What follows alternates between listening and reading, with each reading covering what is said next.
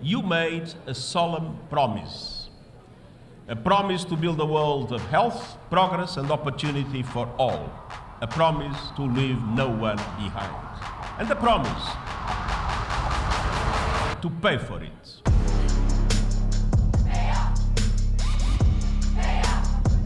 What's your message to world leaders today? My message is that we'll be watching you. I decided to leave aside my well-prepared speech. Our speech is full of good words about fighting climate change. Change nothing.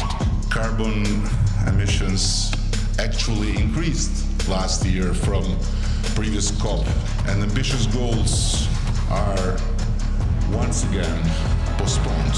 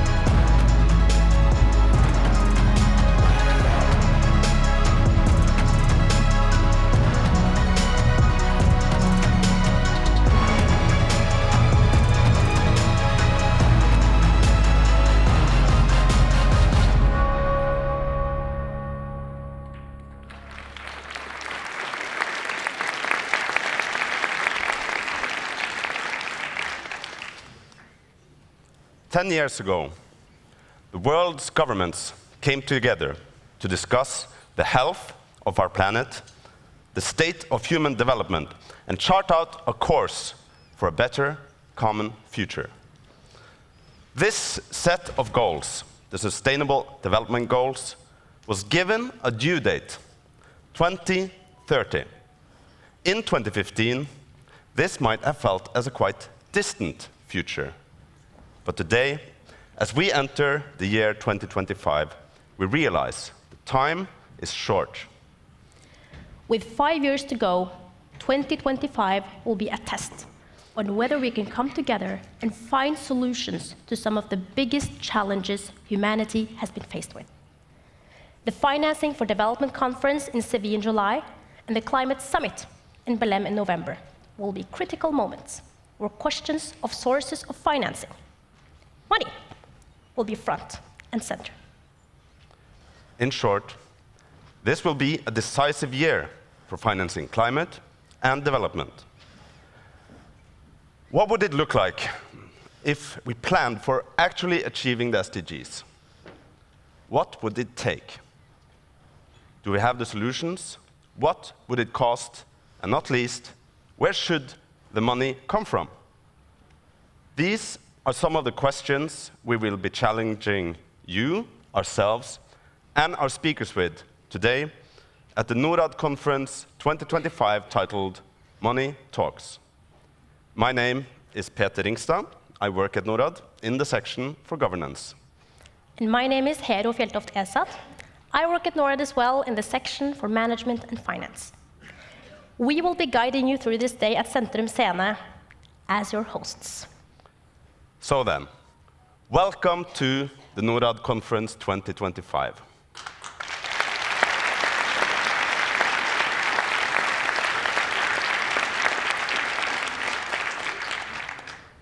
Welcome to all of you in the audience and everyone watching from home or your desks.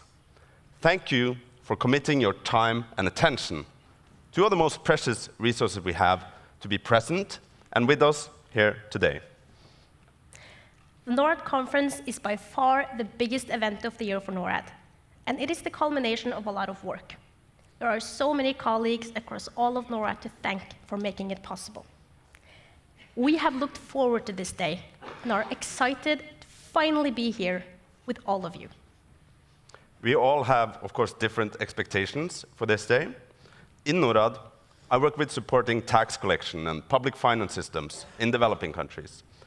And I'm excited to hear ideas and solutions on how to adjust global systems and gear them towards achieving human development outcomes. And I work with management and finance, and in my job, our main priority is to facilitate to make the most out of our limited resources. So I am curious hearing about how we can make more out of the funds already allocated toward the SDGs. And now, we want to know a little bit more about you. So you might have noticed, on the screen behind me, you see a QR code. So take up your phone and point your phone's camera towards this, and you will be taken to a very short questionnaire. If you follow us online, you can do the same thing with your phone and use your camera to access. Please do it now, and we'll give you just a few seconds to get set up.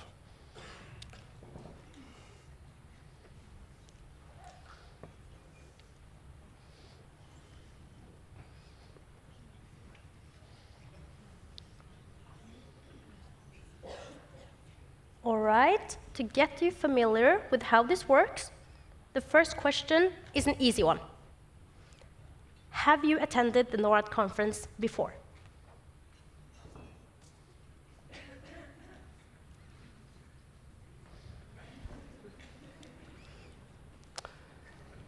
So we see that some of you, quite a lot of you, are attending the Norad Conference for the very first time. An especially warm welcome to all of you. And for many, this is a return to a familiar conference. And we're very happy that you have chosen to come back. And now we want to have a temperature check. Question 2. Do you see hope for solutions and progress toward reaching the SDGs in 2030?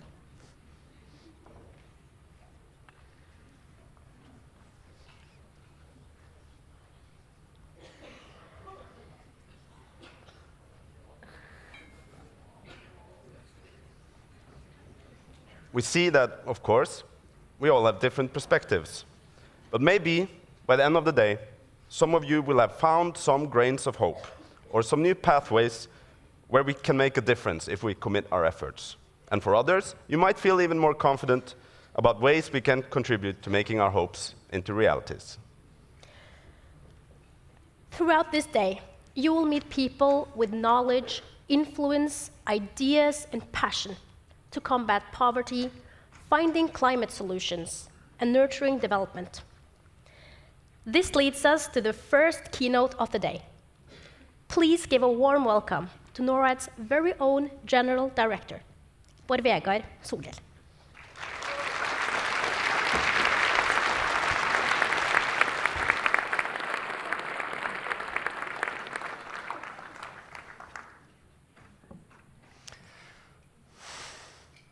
Colleagues, friends, ladies and gentlemen, a warm welcome to the leading Nordic conference, as we call it in all modesty, on global development, the Norad Conference.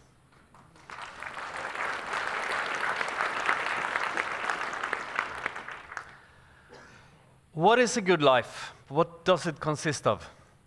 A job and good health, yes. Safety, for sure. And for many also a sense of purpose or caring for others.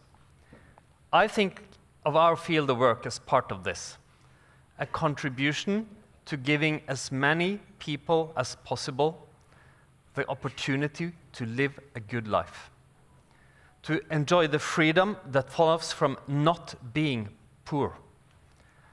Poverty is the absence of security, of predictability, of opportunity, and the absence of money. Because money talks. Truth is, sometimes money says it all. If you can't afford food or education or the rent, money, or rather not having it, is doing the talking. Because, my friends, money empowers. For civil society in Ukraine, the human rights activists of Georgia, of women getting access to SRIHR services in Malawi. And money educates. Today, there are 22 million more girls in elementary school than there was in 2015.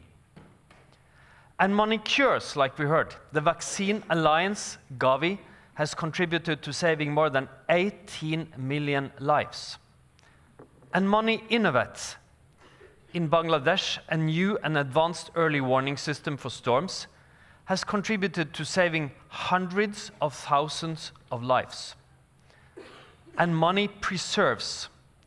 Indonesia has slashed its deforestation rates in recent years. Just in 1 year, 2020, Indonesia cut its deforestation rates equaling 5 years of total Norwegian emissions. So yes, money talks, but it is also scarce.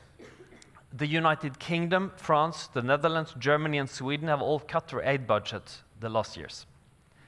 The US, who provides over half of emergency assistance from OECD-DAC countries, over a third of their total ODA health, has frozen all payments for 90 days.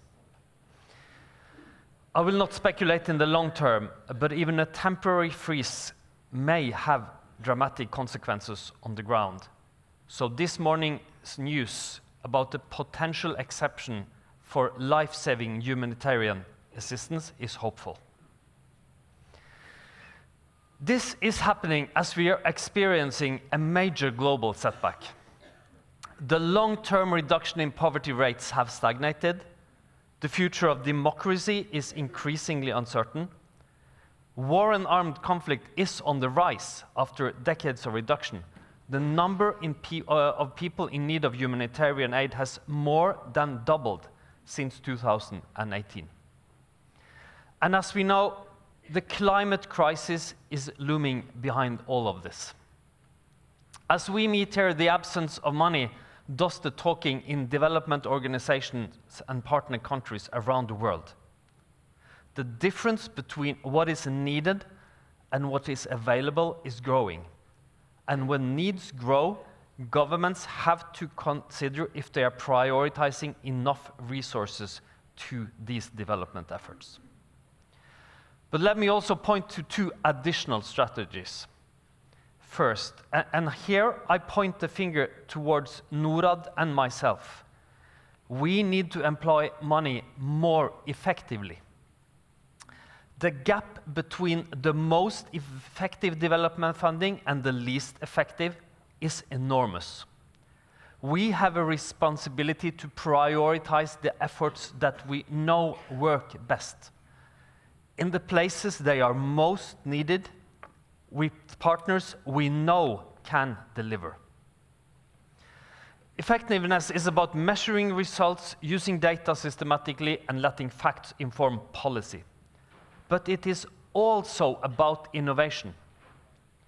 Always remember, what is now proven and cost-effective was once just an idea with great promise. The knowledge on which we base our priorities can be large academic studies, but also experiences and perspectives from those who know best. Today, the V20 group, consisting of 70 countries most severely affected by climate change, will present a report on how to enhance resilience and sustainable development. It is essential that we listen. The V20 group represents urgency. It is also worth noticing that their proposals are about regulation, redistribution, and rethinking rather than more money. Second, we need to evolve our financial instruments to further mobilize the private sector. Let me put it plainly. We need the big money.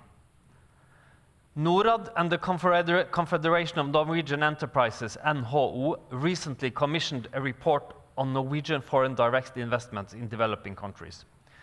The report emphasizes that investments in developing countries is crucial for accelerating their economic growth and achieving sustainable development. Still, FDI flows are declining. There is simply no future in line with the SDGs or the Paris Agreement without a major shift in how capital is invested. We need to scale up what works. There's an urgent need for massive scale-up of risk mitigation instruments. with Norway's new state guarantee scheme being one example.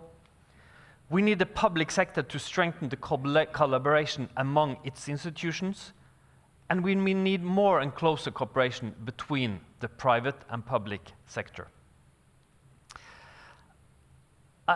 I am an optimist by nature, more so than the average of you, I could see from the poll before here. But I wouldn't exactly use that word today about the state of the world or myself. But I remain hopeful for 3 reasons, believe it or not. So let's linger on hope for a few minutes. Number 1. History shows us that the world has seen incredible progress the last generations. As late as in 1980, about half of the world's population was extremely poor. Today, it is less than 1 out of 10. Access to education and electricity has improved immensely, and so has overall health. Child mortality is halved in just over 20 years. But, and this is important, my friends, it didn't just happen. Do not mistake hope for luck. It was fought for and worked for, and we can do it again. Because too, and adding to that, history shows us time and again that during the worst of times, we, people, are at our best. Humankind have ended wars, pandemics, we have eradicated diseases, we've stood up against oppressive regimes and the forces of nature. And when we are faced with the toughest challenges, we find the strength to carry out the work that enables good lives for ourselves and others. And 3, what makes humankind stand out among species is this: we are able to cooperate in complex ways with others. We create institutions and share technology, we trade, we enter into peace agreements, and we provide aid when needed. In short, we have the ability to care about people we don't know, people far away. Based on solidarity, but first and foremost, because it's smart. Helping each other works. If there is one thing I fear, it is that we stop caring. That we start thinking that helping others is naive instead of useful. Because we are only willing to invest time and effort when we truly care. And it takes effort. Solving the challenges that lie ahead will not be easy, and it will not be cheap. It will cost money, hard work, and a will to care about other people's lives and happiness. So, everyone, let's make caring for each other great again. Thank you.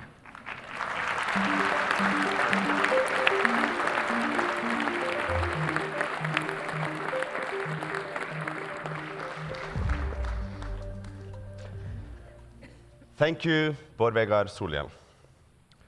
Next, I'm honored to invite His Excellency Mohammed Nasheed to the stage. Mohammed Nasheed was the Maldives' first democratically elected president and remains a figurehead for the promotion of human rights and democracy. He's an international icon for action against climate change and currently serves as the Secretary General of the We20, an international partnership of 70 countries highly vulnerable to a warming planet. Please join me in welcoming His Excellency Mohammed Nasheed.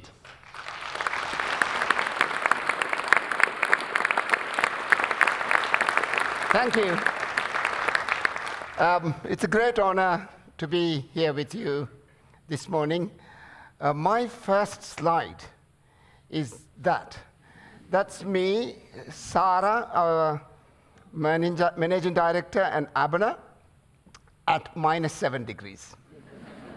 As I was introduced, I come from the Maldives. Sarah is from the Philippines. Abner is from Ghana. So you can see how we feel this morning.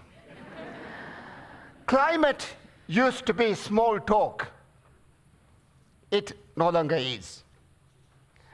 Distinguished ladies and gentlemen, esteemed colleagues, it's a great honor to be addressing this conference today, the Norad 2025 conference.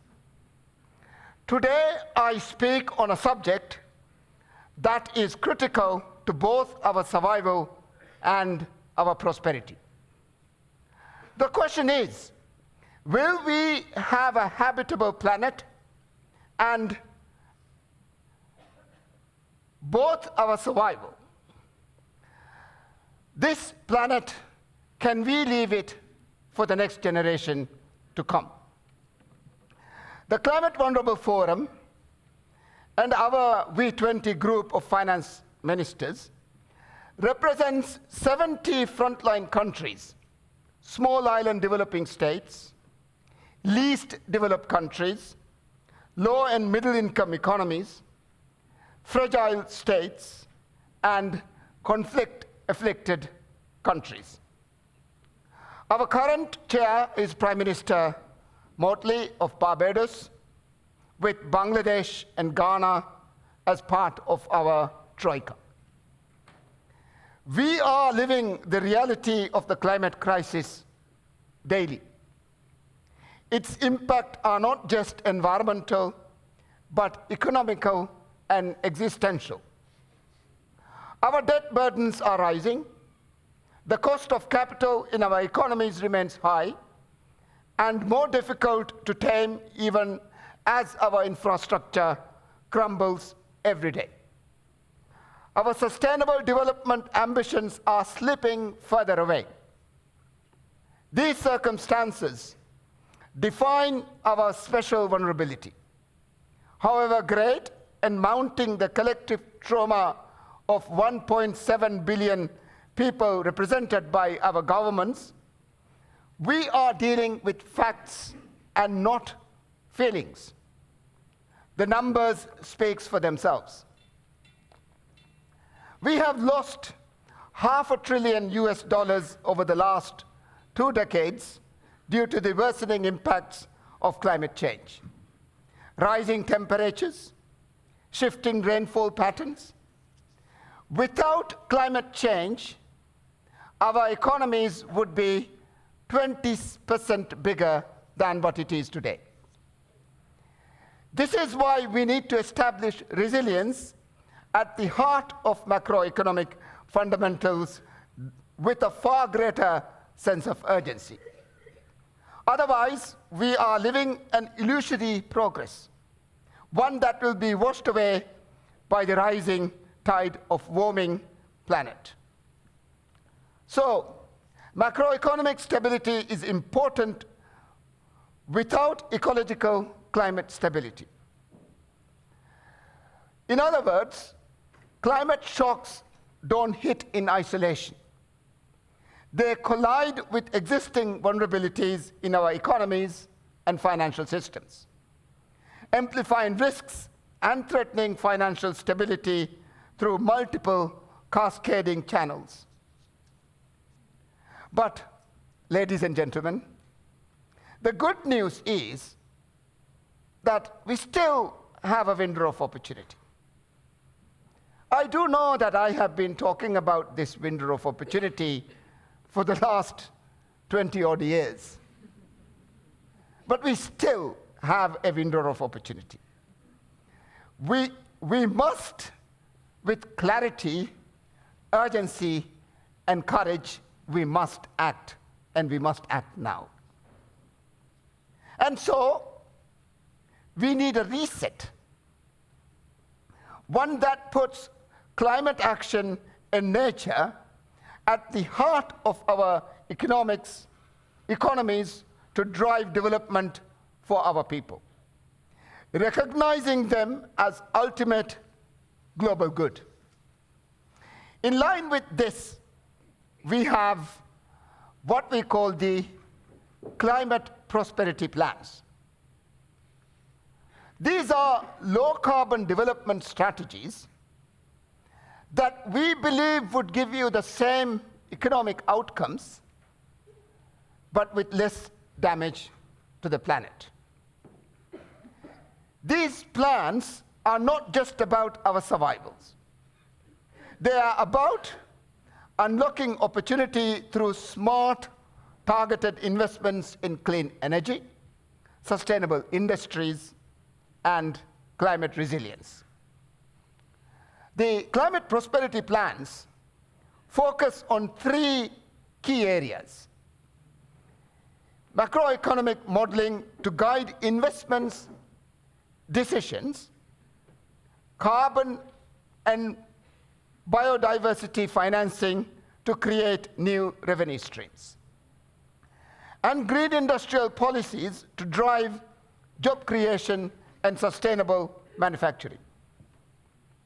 So far, we have climate prosperity plans in Bangladesh, Sri Lanka, Ghana, and Barbados, with Philippines, Madagascar, Bhutan, Haiti, and Pakistan, and the Gambia on the way.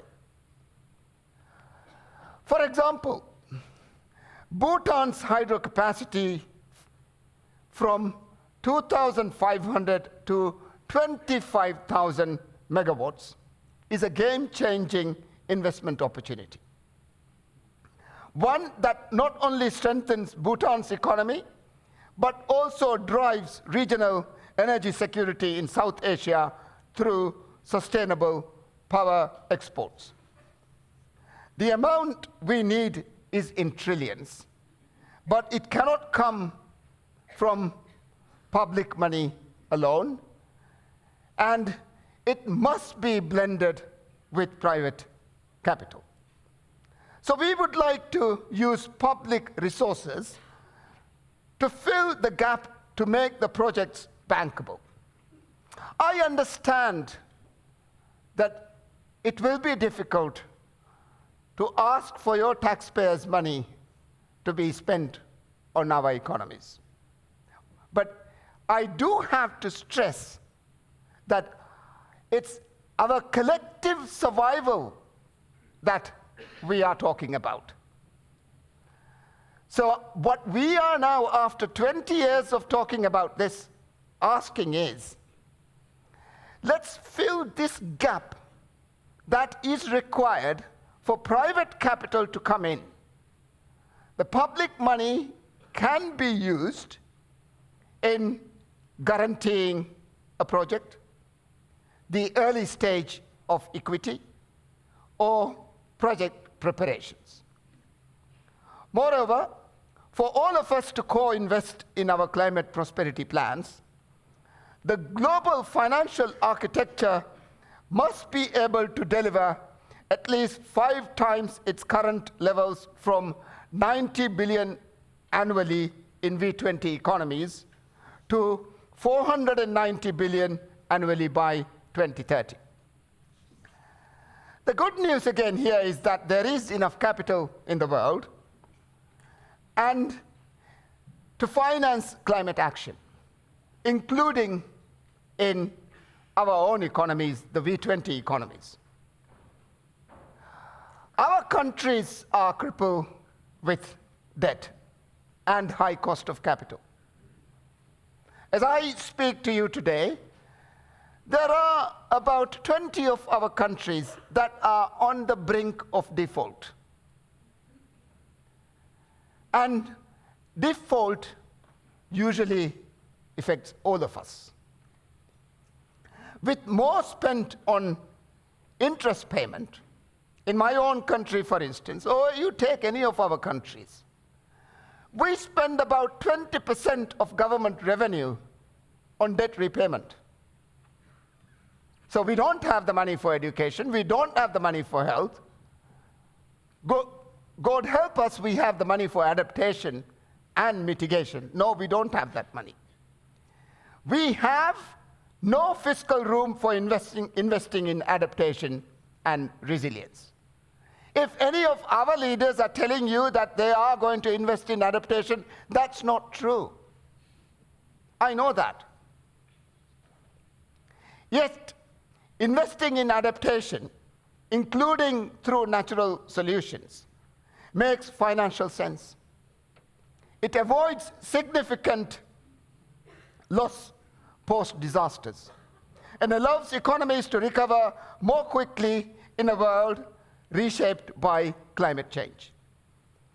Reducing debt burdens and generating fiscal space for countries will be hugely important to deliver on climate goals. We have set, your Director General mentioned the report that we have done. In that report, we have set 10 super levers to unlock billions in climate finance and drive transformative change for the world's most climate vulnerable economies. These include enabling country-led implementation for V20 countries to absorb and deploy climate finance effectively, utilizing resources of capital to generate climate finance, shifting incentives to transform economic signals from sustainable development, improving risk sharing of tools and institutions that already exist, and further, finally, strengthening country leadership by creating long-term incentives in macroeconomic frameworks. But I keep saying the most important form of adaptation is democracy. Democracy is the best form of adaptation for climate change. These super levers aren't just ideas. They are practical, actionable solutions that, with the right partnership and political will, can deliver the scale, urgency, and quality of finance needed to turn climate ambition to reality. The investment opportunities is too valuable to ignore. The political will to make it happen is the only missing piece. If you invest in our countries, the return you get is far higher than when you invest in rich countries. You can only milk a cow to a certain extent. We give you 12 to 15% return, and then trade with us. We will both be prosperous. Our success also depends on the foundation of fair and inclusive global governance, strong domestic institutions, and coherent economic policies, which together can address existing inequalities in climate finance and build trust. So, enhancing the representation of the climate vulnerable forums V20 in global decision making, alongside strengthening local institutions, we like a seat in the Bretton Woods systems. We want to sit there when the IMF make their decisions. It is very important that V20 be represented when you speak. This will help align financial flows with the needs of climate vulnerable countries and ensure tangible benefits reach people and communities. We are extremely grateful to Norway for what you have already delivered for the conservation, for the oceans, for the forests, for the mangroves, for mitigation, for adaptation, for development. You've done it. And I come here today also to say thank you. We look forward to working with Norway as partner and co-investor in building a resilient and a prosperous future. Thank you very much.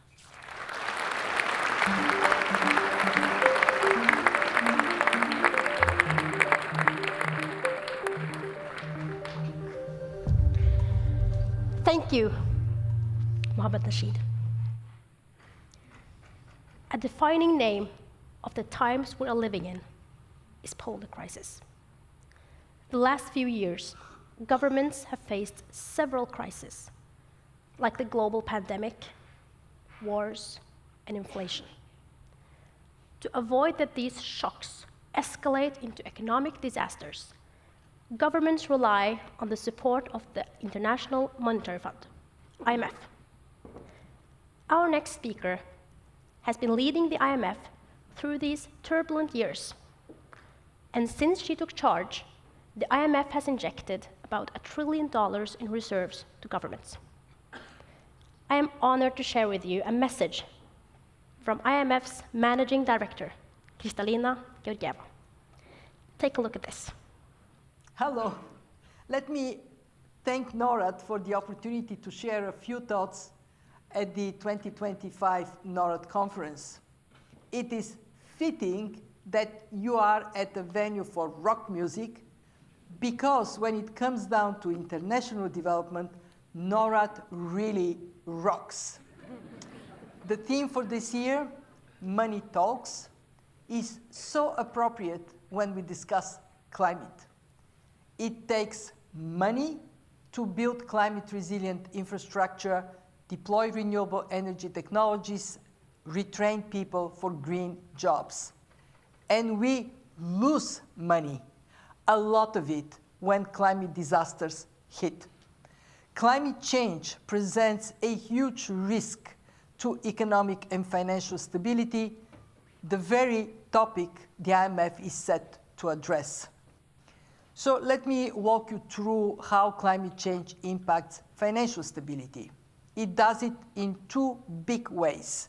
First, there are the physical risks and costs, homes and roads swept away in the rising floods or wildfires, crops lost to worsening drought.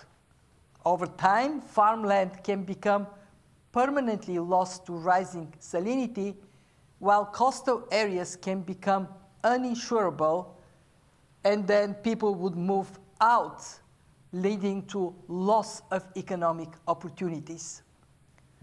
The second set of risks relate to the green transition, a decades-long transformation. New industries are rising. Existing industries, like automobiles, are changing. Some types of jobs are becoming more abundant, while others are gone. Some assets are losing value, others are expected to gain. These kinds of impacts are felt everywhere, but they are unevenly distributed. And this is why we review them with each and every one of our IMF members, 191 countries, in our annual Article 4 consultations and in our financial sector assessment programs.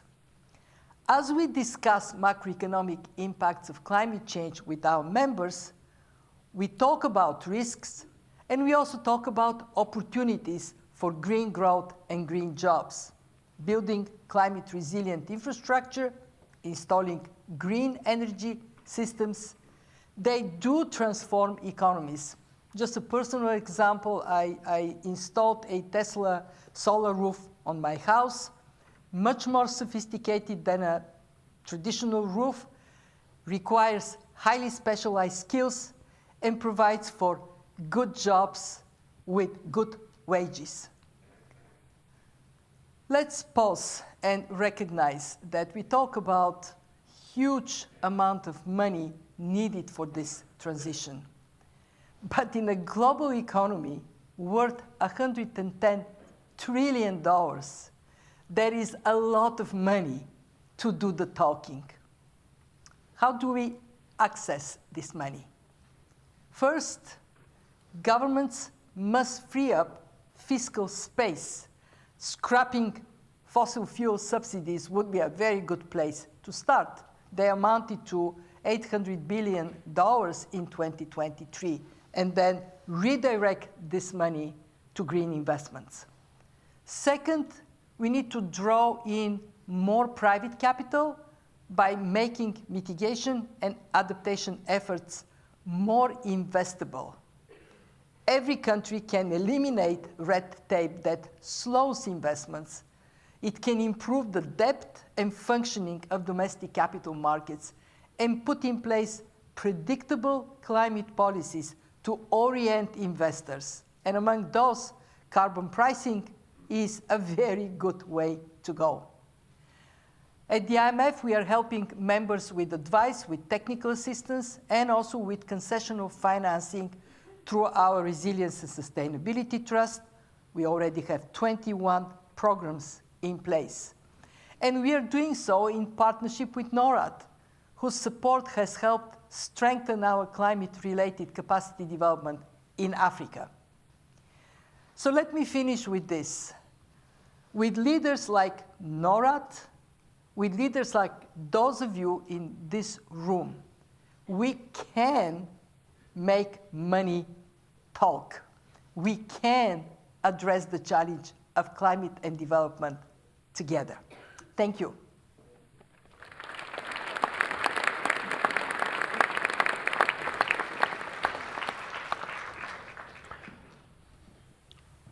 The scale of global challenges is huge, but so is the potential for positive development.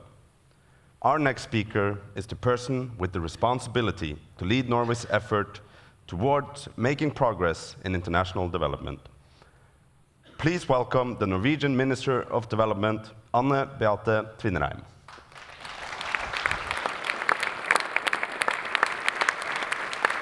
Thank you. Friends, ladies and gentlemen, good morning. Good morning. Let me just start off on a personal note saying how sincerely happy I am to be able to address you this morning. 10 years ago, we, as the global collective, achieved a set of interconnected agreements to address our global common challenges. The Paris Agreement, the 2030 Agenda for Sustainable Development, the Sendai Framework for Disaster Risk Reduction, and an agreement on the principles of financing the other agreements, which is the Addis Ababa Action Agenda on Financing for Development. Now, that was a really good year for multilateralism and for international cooperation. Fast forward on to today. Progress has been uneven at best. Only about 17% of the 169 SDG targets are on track, and the financing gap is estimated to be around $4 trillion annually. The Earth is getting warmer, but the climate for international cooperation is getting colder.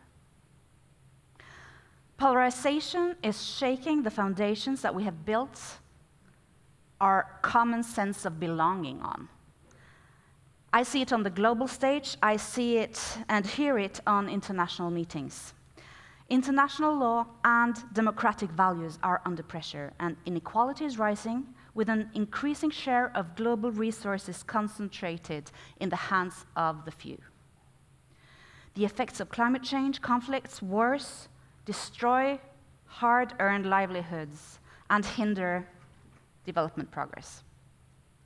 Now, it might be tempting to question the ambitious agreements from 2015, but abandoning them would be a mistake. The problem isn't the goals. The problem is our ability to find and fund and implement solutions. We need true international cooperation with real representation from developing countries, and we need renewed commitment from the rich countries. Now, the fourth Financing for Development Conference, which is taking place in Seville in July, is a golden opportunity for us. Norway is one of the co-facilitators for the final declaration at the Seville conference, along with Mexico, Nepal, and Zambia. And we will do our utmost to achieve an ambitious outcome with substantial political support that will guide us towards decisive action. Financing for development is a broad agenda, and progress must take place on multiple arenas simultaneously.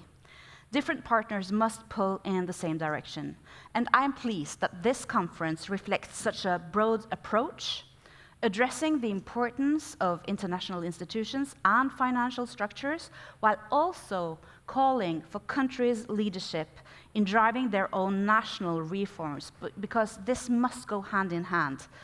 And it must go hand in hand with private sector innovation and increased investments. The Norwegian government is aware of our obligation and responsibility, and we have an ambition to lead on several fronts. Among them, Norway's attempt to increase private sector climate investment. I can mention the Norwegian Climate Investment Fund managed by Norfund, our development finance institution, and also the new state guarantee scheme for investments in renewable energy in developing countries, which is being set up right now. We also support reforms of multilateral development banks to make them larger, more efficient, better equipped to meet the growing needs for development and climate finance. And last but not least, governance. Governance is critical for success. Fair and efficient tax systems and governments transforming revenues into public services for all. Recent estimates suggest that the effective tax rates of global billionaires are equivalent to between 0 and 0.5% of their wealth. Norway supports global efforts to strengthen tax progressivity, both within the UN, the OECD, and as a guest country to the G20, as was underlined also in the 2024 G20 ministerial declaration a few months ago. These efforts must be based on domestic tax legislation and also facilitated by enhanced international cooperation, and Norway is ready to do our bit. We must likewise continue to work to stop illicit financial flows, corruption, and tax evasion that siphon money away from sustainable development, both at the national level and through international cooperation. Finally, I'd like to thank you all for attending this conference and for sharing your ideas, your perspectives. Thank you to Norad for convening us, facilitating, but also challenging us on how we together can turn the trend, take bold action. Thank you.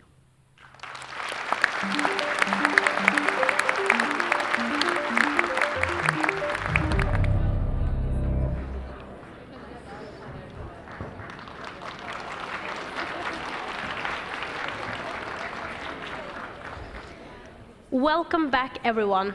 Please find your seats.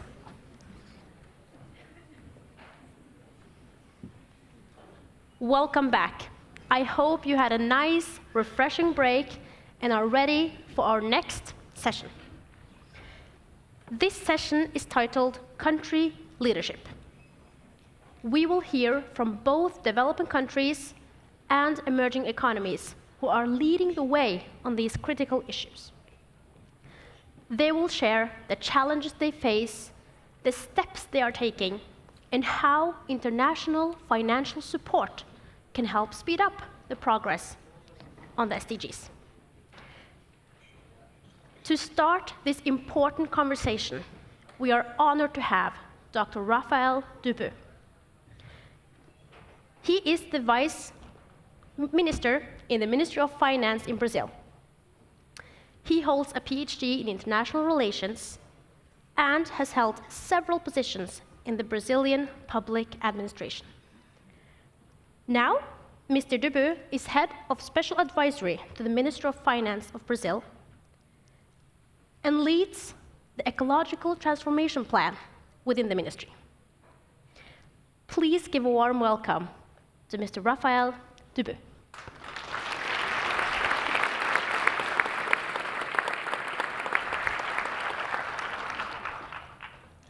Good morning, everyone. I am thrilled to be here today and would like to thank Norad for the invite and congratulate it for organizing such an inspiring event. I am excited to share with you a bit of what Brazil is doing about what we call the ecological transformation plan to promote sustainability and at the same time foster economic development. I will split my presentation in 3 parts. First, I'll very briefly introduce you about Brazil and its role in the climate arena. Then I will talk about the more than 100 measures that we are implementing in the ecological transformation plan. And then I will talk about some concrete possibilities of partnerships that we all could do together in that area.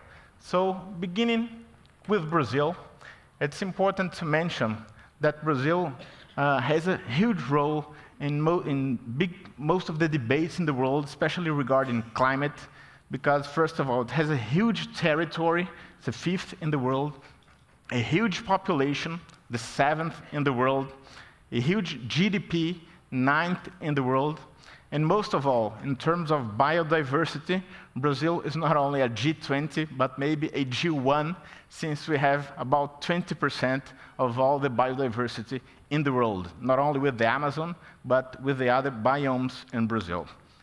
In terms of energy generation, whereas in most of the world, the generation of renewables represent something around 30% of the total electricity generation, in Brazil, it's about 90%. And what's more important, there is still a lot of room to keep growing the capacity of generating more renewable power in Brazil. The same thing applies for fuel.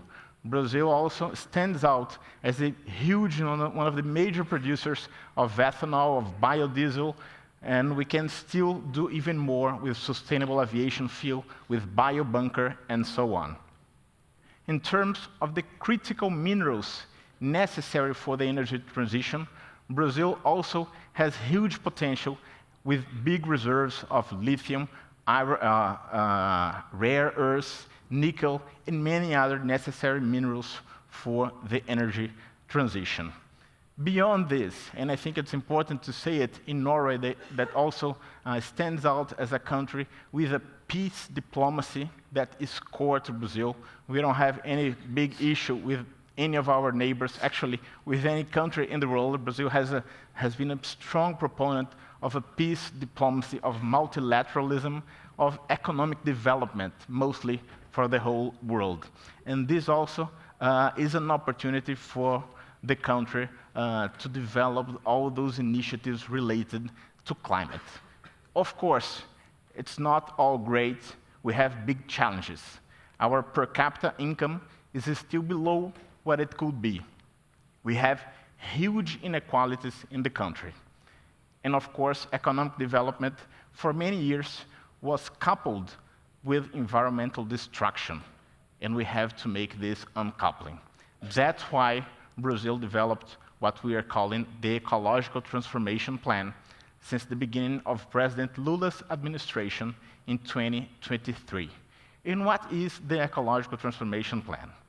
Beyond all the efforts that the government is doing related to macroeconomic stability, related to improving the business environment, we think this is not enough to have what we really want as a new path for development. Therefore, the Brazilian government, President Lula, Minister Haddad, announced this plan organized around 3 main objectives.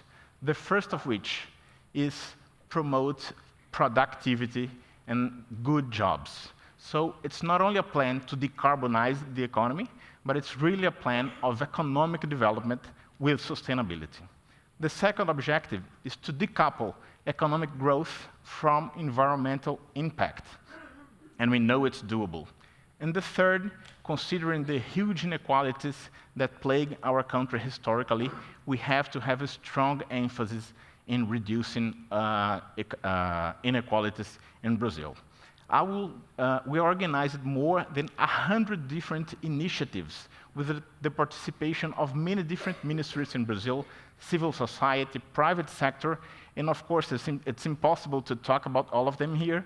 And I want just to highlight a few of them that are organized around these 6 pillars that, as you can see, cover mostly all the economy. And it's pretty much ambitious and pretty much intense. It involves channeling money with the sustainable finance measures. It involves bioeconomy. It involves energy. It involves a lot of technology innovation. It's core to the plan. It involves circular economy and, of course, adaptation.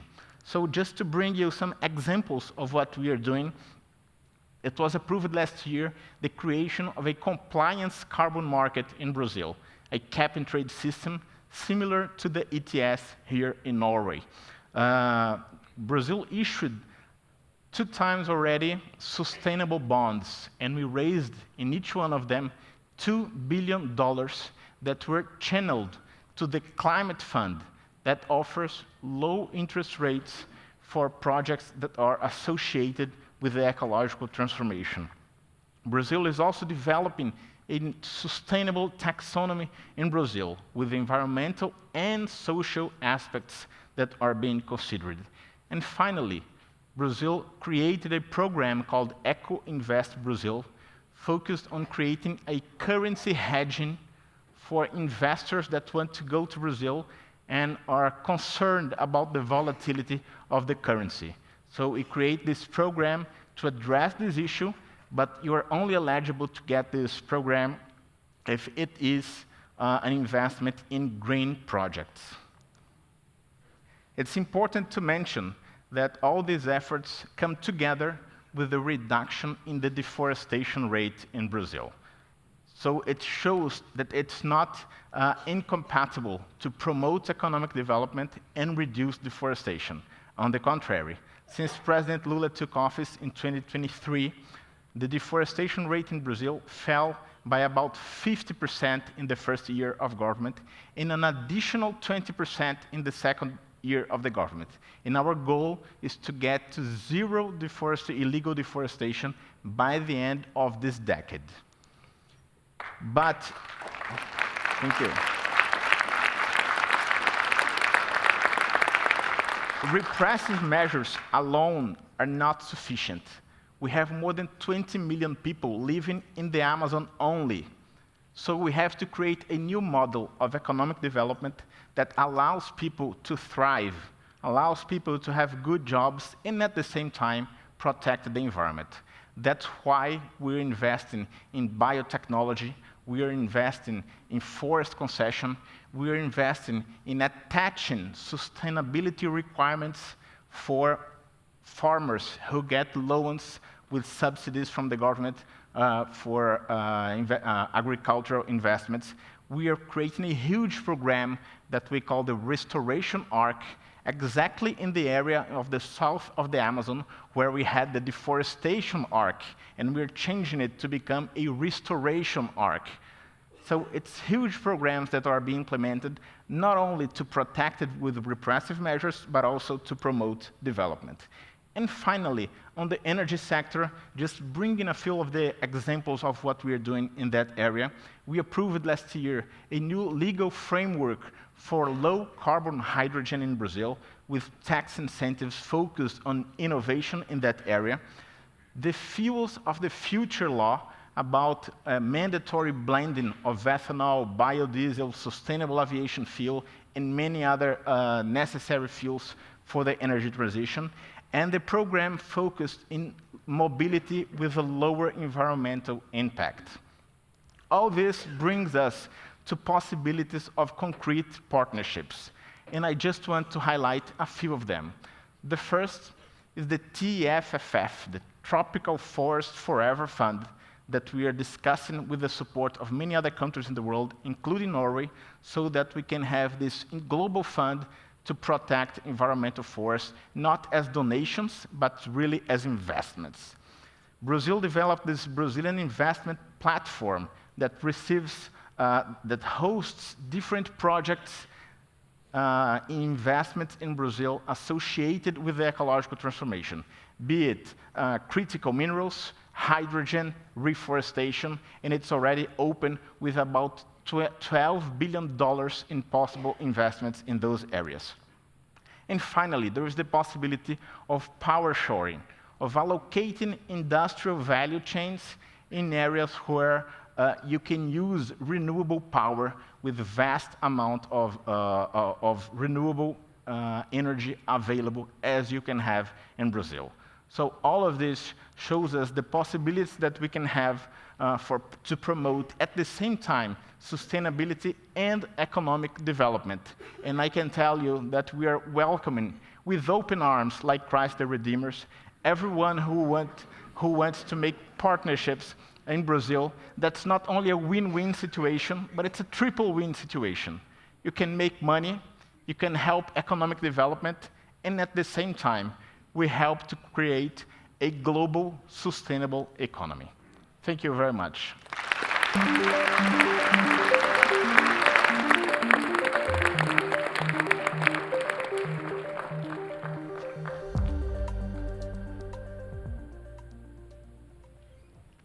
Thank you. Our next speaker has more than 25 years of experience in economic and social policy across Africa, Asia, and the Caribbean, where she has worked with notable organizations. Mavis Owusu-Gyamfi is currently the CEO and president of the African Center for Economic Transformation, where she advises governments in Africa on advancing economic transformation. Mavis Owusu-Gyamfi, the stage is yours.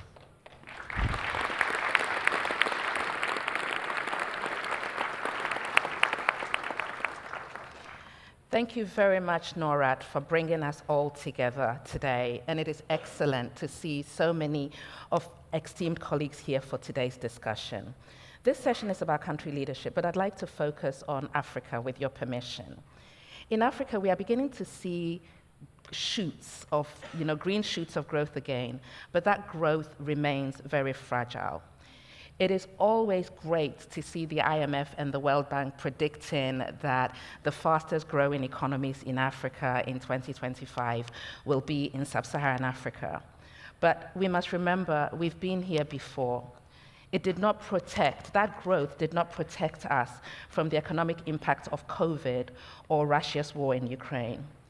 We've seen crippling inflation, fiscal imbalances, rising and riskier debt, and the growth that we talked about a few years ago did not sustain us from this.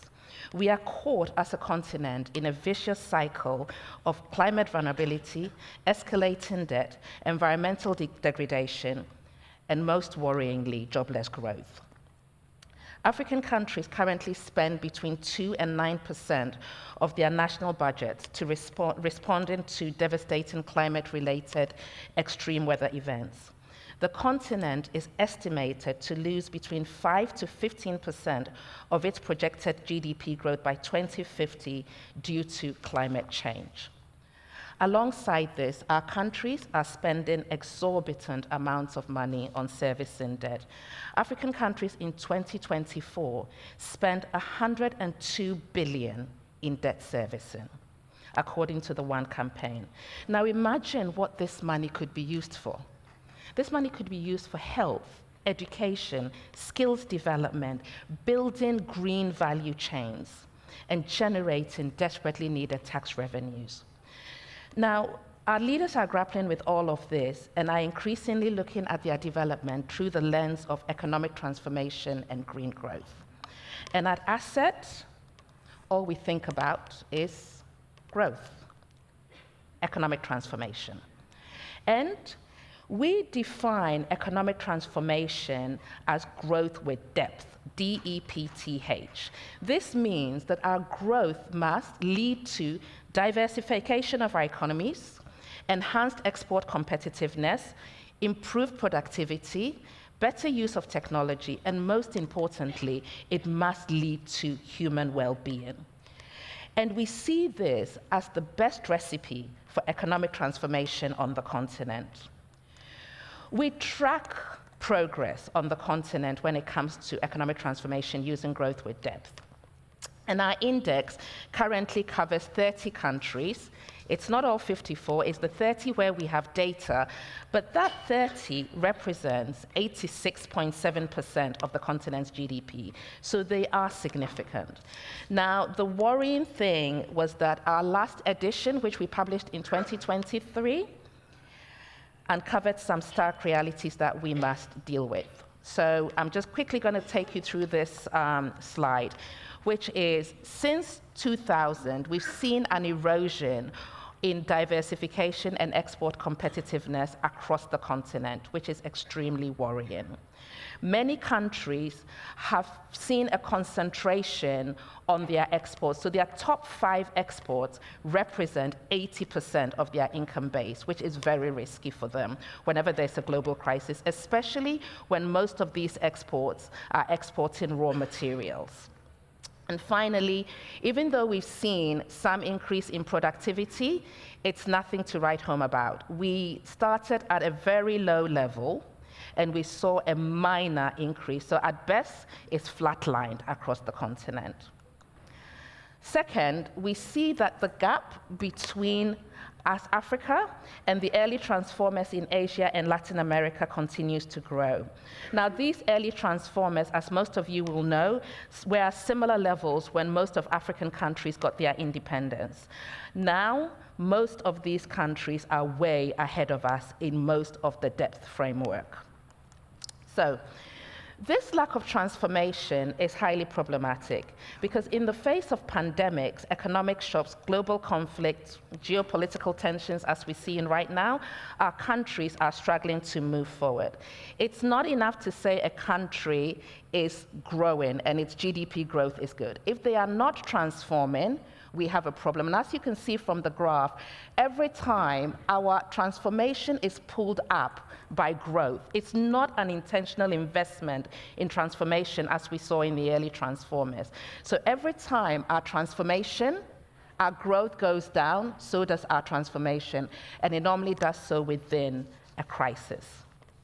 So, the reason we're talking about this right now is that we need to change the way we are investing. Our countries are really thinking about our new comparative advantage in green minerals and asking ourselves, how can we use this comparative advantage to drive the new era of transformation on the continent? We know the pitfalls of trying to develop too much on the export of oil and other minerals in its raw form. So now our leaders are asking that things are done differently. To do things differently, the first thing we need to do is to articulate what we want. Now, African leaders have traditionally responded to climate crisis by asking for more climate finance. To date, we've only seen 2% of that money come into the continent. So in recent years, their narrative has shifted. They are saying we will commit to the Paris Agreement, but alongside that, we want to talk about climate change not just as a disaster, but an opportunity for green jobs to boost development. And they are speaking consistently and unapologetically about the importance of investment. They recognize that we don't have the skills that are needed. So currently, Africa has 60% of the world's best solar resources and 30% of the world's critical minerals, yet only 2% of the technology to actually transform these into products. So the narrative is changing. It's about investment and opportunity. Step 2 is the how. Country leaders are saying, we don't need this problem diagnosed and re-diagnosed. It's been diagnosed ad infinitum. It's now time to focus on the how. And they want to agree on proven solutions based on international experience and stick to them.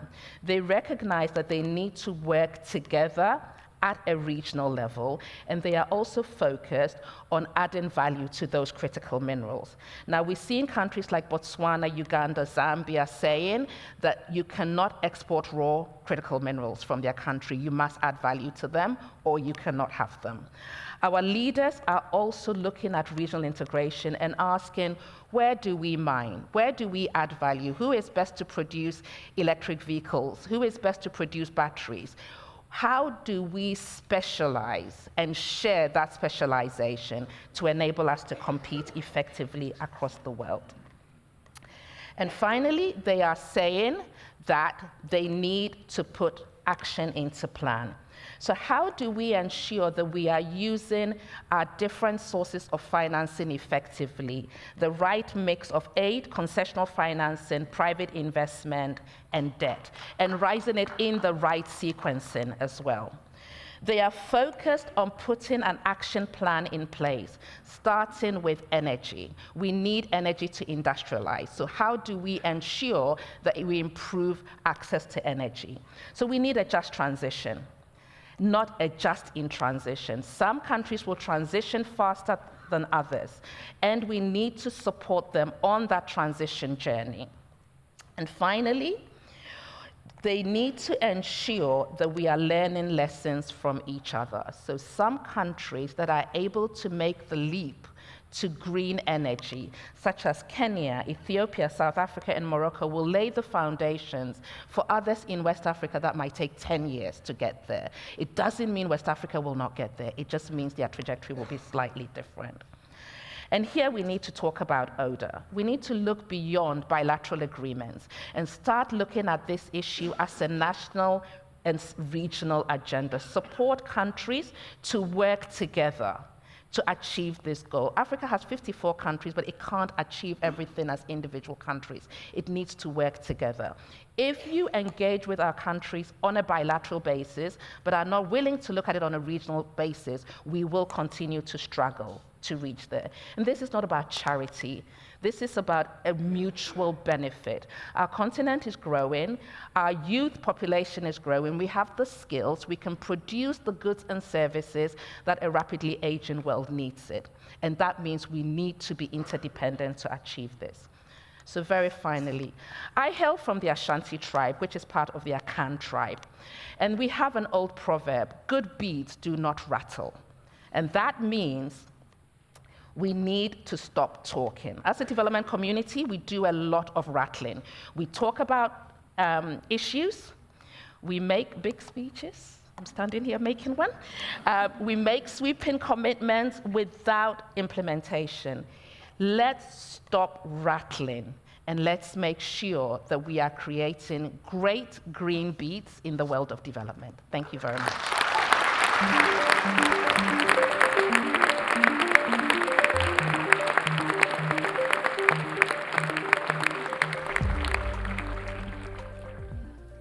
Thank you, Mavis Usu Gyamfi. Now, let's talk about the role of private capital for development.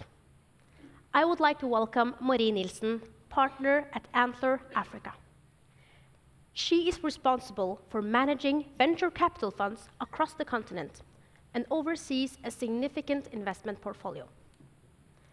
Marie Nielsen is also known as the founder of Penda Paper, a paper recycling company in Ethiopia. Please welcome Marie Nielsen.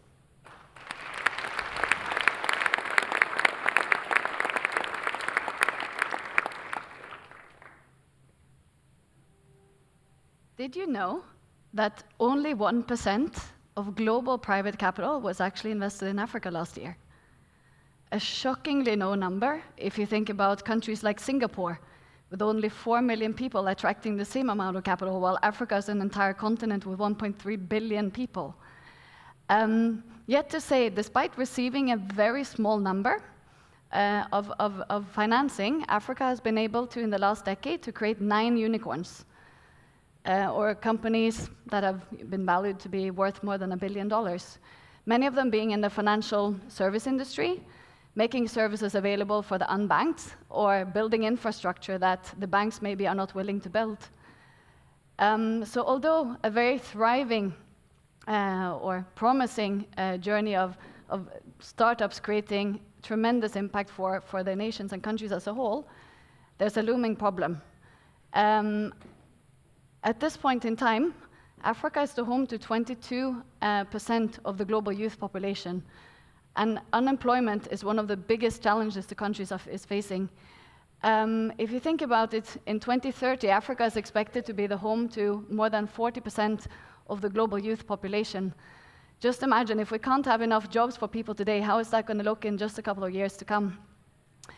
Governments are trying their best to create jobs. I remember when I lived in Ethiopia, I was building, as was mentioned, a company called Penda, which is a paper recycling company. We were working very closely with the government of Ethiopia to create jobs. And I remember sitting in the office of an agency that's called the Micro Enterprise Agency, and speaking to the leader of the agency called Konjit, who was a fantastic lady. And she had this little certificate in her office, and I'll still remember it, which was a certificate for having created 1 million jobs. 1 million jobs in anything from waste management as part of a government job, or working with NGOs and other actors to train people to get into jobs and income opportunities. But then I thought to myself, 1 million jobs, that's amazing. How many people have been able to facilitate that? But if we need 100+ millions of jobs, where is that going to come from? And personally, I believe the key to that is private sector. Africa needs to grow its private sector. The continent is booming, but to be able to solve some of the challenges ahead, it needs to boom much faster. Also, in my experience, Africa does not lack talent. Urban Africa is full of aspiring talent that wants to build companies. It does also not lack ideas.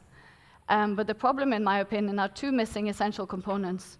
Number one, capital, to be willing to fund those startups from the very early days of building a company, as well as a conducive ecosystem where it's okay and possible to take risk.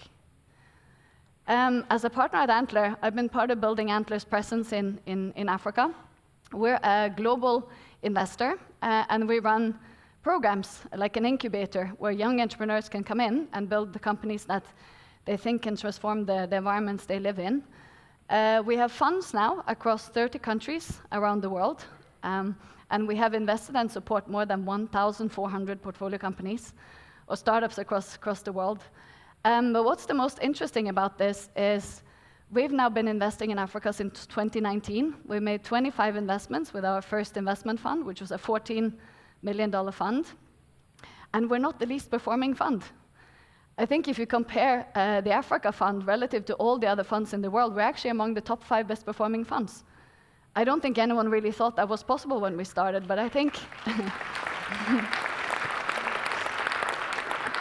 but I think it's telling a story of Africa is soon, in my opinion, getting to a point where it's not only going to attract development-focused capital that wants to make a positive impact, but it's reaching a stage where it can potentially compete and attract commercial capital. And just imagine what that could take the continent to in terms of opportunities, growth, and building aspiring companies. So what Antler does in this context is we look for smart people. And sometimes we have to convince people to leave a stable job and take the risk of going entrepreneurship. And the way we do that is by creating a conducive environment. We have an innovation hub in Nairobi where people come, meet their co-founders, come up with ideas, get coaching, and then eventually build the company that they want to build with funding from Antler. And what happens is large companies, if successful, tend to then transform the societies we live in. Some examples of companies we built include iFluence. It's an influencer marketing platform using AI to identify micro and nano influencers that can have a very credible voice in smaller communities. Actually, you might think this sounds commercial, but one of their biggest customers are actually NGOs. NGOs looking to communicate messages to rural, hard-to-reach communities in new and different ways. COVID, for example, was an interesting period where they were helping with campaigns for hand washing and other things like that. Another example is Mawasi. Mawasi is trying to solve actually a European problem. Fast fashion, creating tremendous problems for the African continent, being the recipient of a lot of clothes that are being left over and dumped. So Mawasi is working with European retailers to basically create a much better value chain for how to sustainably think about the end of lifetime for apparel. And a final company which I'm super excited about is Kafresh. Kafresh has invented a spray, 100% plant-based, that can extend the shelf life of agricultural produce. Just think about it. Why does a banana take longer to spoil than an apple if you just leave them on the table in front of you? And it has to do with the oils that protect the banana. So if you take the oils of an apple and spray it onto the banana, suddenly the banana can last 2 or 3 weeks longer in your house. A very interesting company. And I don't think many people understand that this kind of innovation is coming out of markets we think of as far back in the days. This can solve tremendous world food security problems. Even in your house, I'm sure you have a lot of things that are just lying there to be spoiled. So Africa is leapfrogging, I think, in so many ways. It being in renewable energy, it being in mobile money, using new technology like blockchain, et cetera, et cetera. It's really happening, and it's happening right now. But private capital cannot solve this alone. Although private capital can be a catalytic component to drive innovation and, I guess, development to the next level, it needs people to collaborate.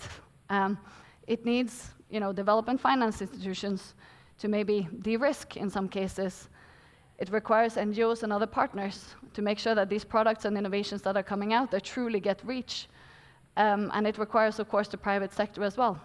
I think Antler is a good example of this. I don't think Antler would have launched in Nairobi 5 years ago if it wasn't for the collaboration we had with Norad, de-risking the ability to build what we build in Kenya over, for example, entering New York or London or some of these bigger, easier places to launch an Antler location. We were lucky as well to have Norfund on board, which came into our fund, and we've been working with many private family offices, I think Lærdal as well, which is in the audience somewhere, to really make this happen. So I think, as Bård Vegar mentioned, you really need the whole ecosystem to function together to be able to mobilize private capital, to de-risk and make things happen that probably otherwise wouldn't have happened. So to bring this back again to where I started, if Africa to date has proven that with 1% of global capital, it can accomplish a lot of tremendous things. Momentum is there. Private sector is starting to see the continent as a serious place to invest. And it's really about to reach, for me, an inflection point where development can have a different narrative than it used to have in the past. So if 1% of capital has been able to prove this, just imagine if we were able together to make that become 5%. Thank you so much.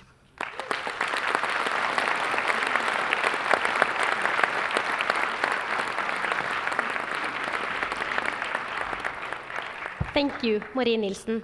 Please take a seat as we transition to our first fireside chat. I would like to welcome back Raphael Dubeux and Mavis Owusu-Gyamfi to join us.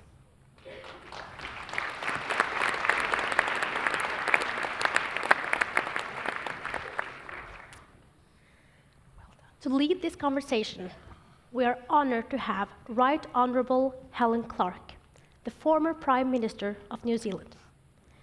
She served 3 terms as Prime Minister and was the first woman to lead the United Nations Development Programme.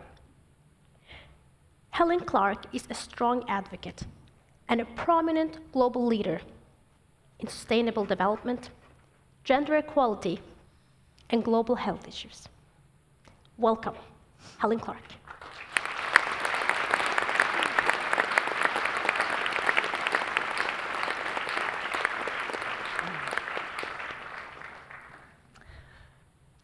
Well, welcome everyone to this fireside chat on this amazing day of focus on financing for development. I was at the last conference in Addis Ababa in 2015. Rather a lot's changed in the world since then.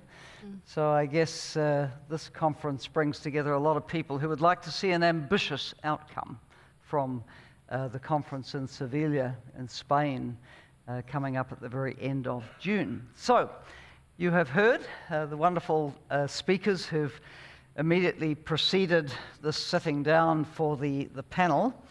And we have, I think, until around 11:30 to have some exchange, and I've got some questions, but they should also feel free to respond to each other. We have 3 very articulate speakers. So let me start first with Raphael, our Deputy Minister from Brazil. And of course, when Brazil moves on things like ecological transition, decarbonization. The world notices because of the scale of Brazil, the scale of the economy, the size of the country and its resources. And the ambition is tremendous, and immediately President Lula took office, we noticed the positive trend in the Amazon, and we share your ambition to get it down to zero deforestation because of the great importance of the Amazon as the lungs for the humanity, for our whole planet. But Brazil also is an oil and gas producer, and of course you produce, I guess, because there's still demand, but there's an energy transition coming, which you're planning for yourselves. What do you see as the future of that industry and its revenues as you go hard and fast down the decarbonisation route? Thank you very much. Such a pleasure to be here with you. I think this is a great topic to discuss the role of oil and gas in this transition. As we all know, we cannot just switch off the production of oil and gas in the world. We have to do a transition. It must be as fast as we can. And what we think in Brazil is that we have to do all the efforts necessary to reduce the demand for oil. That's why in the beginning of President Lula's administration, we increased the taxation on fossil fuels so that the alternatives such as ethanol become more competitive. And at the same time, we're implementing incentives for the automobile industries to also decarbonize and use vehicles with less intensity in carbon. We just created the carbon market, as I mentioned before, with a cap and trade. All of this creates the alternatives, make the alternatives more competitive. And in the end, in this transition, whereas it still has an important role in the Brazilian economy, it doesn't make sense for a developing country to be the first to simply stop producing. While we still have some demand, we have to still provide energy security for the country, but we are making all the efforts to reduce the content of CO2 per barrel produced. So in the case of Brazil, the average barrel produced in Brazil is lower than the world average. The cost of the barrel is lower than the world average. And Brazilian per capita income is lower than most of big producers of oil and gas in the world. So even though we are very much committed to reduce the demand for oil, while there is still this demand, we have to guarantee the energy security since it provides revenue for a developing country. But we think this transition is going to be quick. And Brazil, as I mentioned before, is very well positioned to lead the way with renewable fuels such as sustainable aviation fuel, ethanol, biodiesel, and also all the electrical possibilities that we can have, and so with hydrogen and all the others. We do bet in this as the alternative in the long term, while we have to guarantee energy security for this moment. As you also said when you spoke, Rafael, Brazil is well positioned as a supplier of the critical minerals for the transition as well. This presumably can also, lead to very substantial revenue flows for Brazil. What state are you in really moving ahead on the critical minerals extraction? This is a point that Brazilian history is very much focused based on the export of raw material. It was before sugarcane, gold, coffee, part of it until today. Everyone's drinking Brazilian coffee everywhere. But we don't want, with critical minerals, to be, again, an exporter of raw material.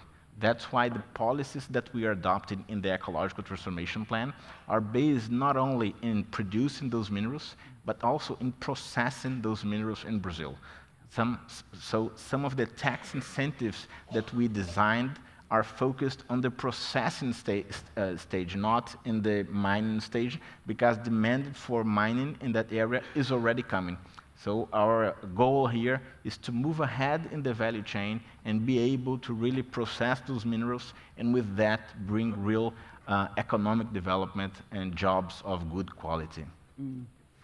Mavis, that would resonate very much with the economic transformation message for Africa too, because traditionally it also has been a dig it up, ship it out, minerals extraction or extractive industries economy.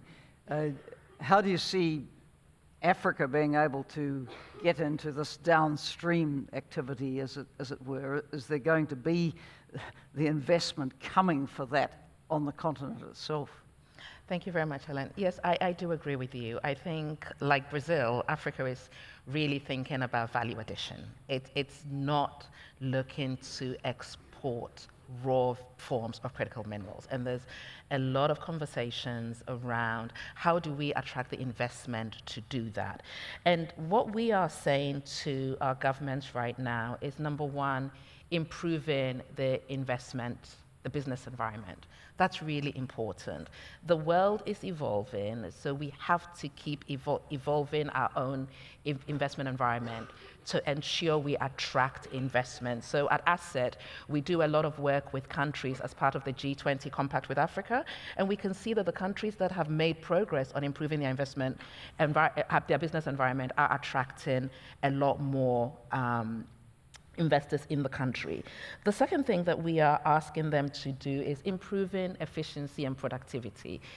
Investors need to know that when they come, the return on investment will be robust. So really working on improving productivity, improving efficiency in how you spend money, and really thinking through effective targeting. Where are you building your road? Do we have access to reliable power? You can't say, let's invest in adding value and not have access to reliable power. And then the final one that we are asking them to do in terms of attracting investment is how they are rated by credit rating agencies. Now, you know, there's a lot of discussion around this. The work that we are doing with others on credit rating agencies at the national level is really ensuring the countries are not blindly giving data out without understanding the use of the data, are not analyzing the information that is sent back to them from credit rating agencies, and are not challenging it. So there's a lot that can be done at the national level, and really working with the relevant departments in government and in the private sector to really ensure that they can push back and make sure that they are being rated fairly on the debt that they are, so that when they go out to borrow, their debt is not twice the price of the rest of the world. And then alongside that, of course, on the global stage, really saying, keep pushing for debt restructuring, keep pushing for SDR rechanneling, and if we're not going to rechannel SDR, can we just issue new ones? You don't have to use yours. We could use ours. So issue new ones, and we'll use our bit. And then I actually borrowed that from somebody earlier this morning. I think it was Vera, who's in the audience. And then also really working with the international community on concessional financing. And it was really great to see what the World Bank is doing. We want to see that happening with the African Development Bank and other financial institutions that are looking to work on the continent. So when you spoke, Mavis, you outlined some of the major challenges. You talked about the escalating debt. You talked about the environmental degradation. You talked about the jobless growth, which is just such a challenge where you have such young demographics and people full of hope and expectation, but not finding the opportunity at home that they want.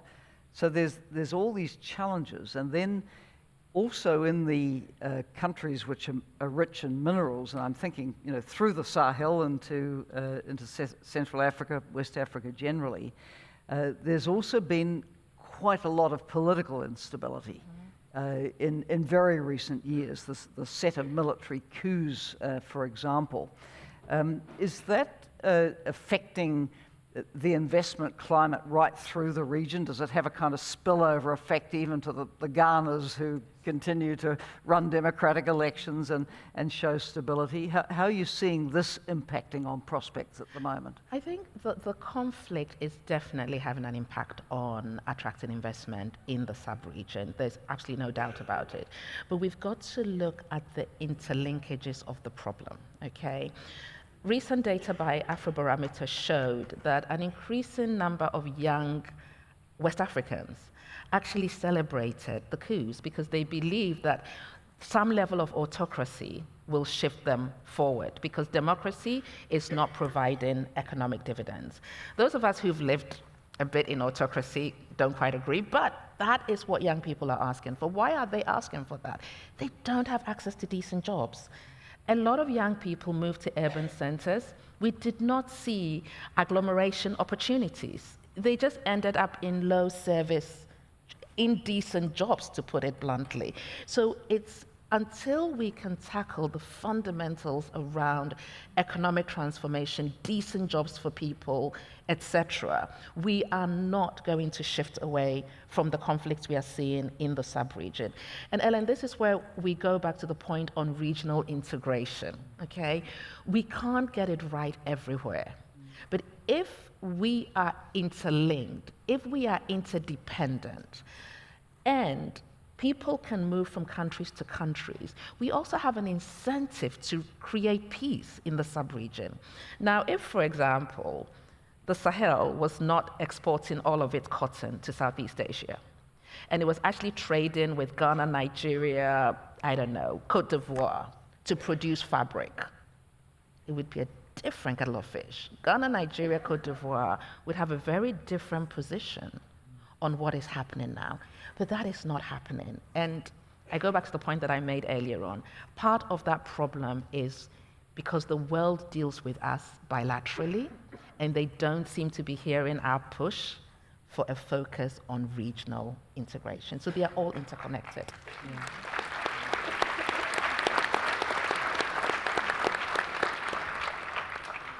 Yes, as you say, there's a nexus of issues there.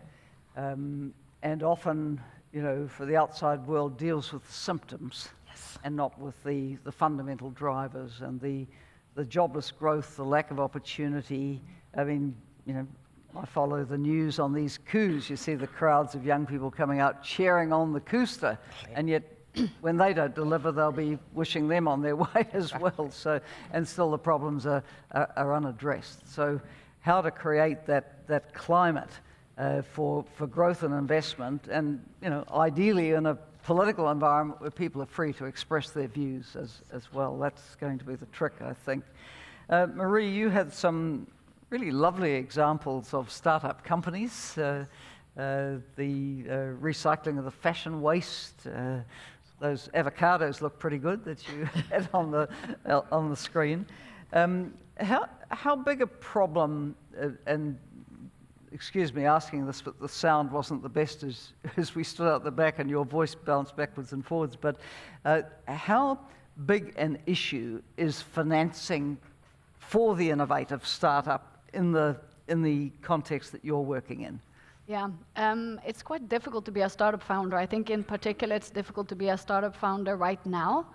As the macroeconomic environment has shifted, a lot of capital that was available 2020s, 2021 has now suddenly go to safer, easier havens, like a bank where you can earn a massive interest rate. So I think we've seen a massive decline in available startup capitals. I think especially now it's tough. I think also in the African context it's very strange. You see a lot of capital at the later stages. The DFIs are investing in existing companies that are turning over, you know, millions.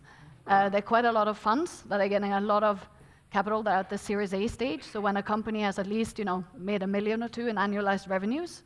But where we really operate is where the true problem is, at the early stages. And I think there's a need for more risk-willing capital that is willing to come in where not everything is in place. You have an idea, you have some early traction, but who are those believers that come in at that point in time and are willing to get you to the level where more the commercial capital is available? I think at that stage, there's still a tremendous room to be filled for founders on the continent.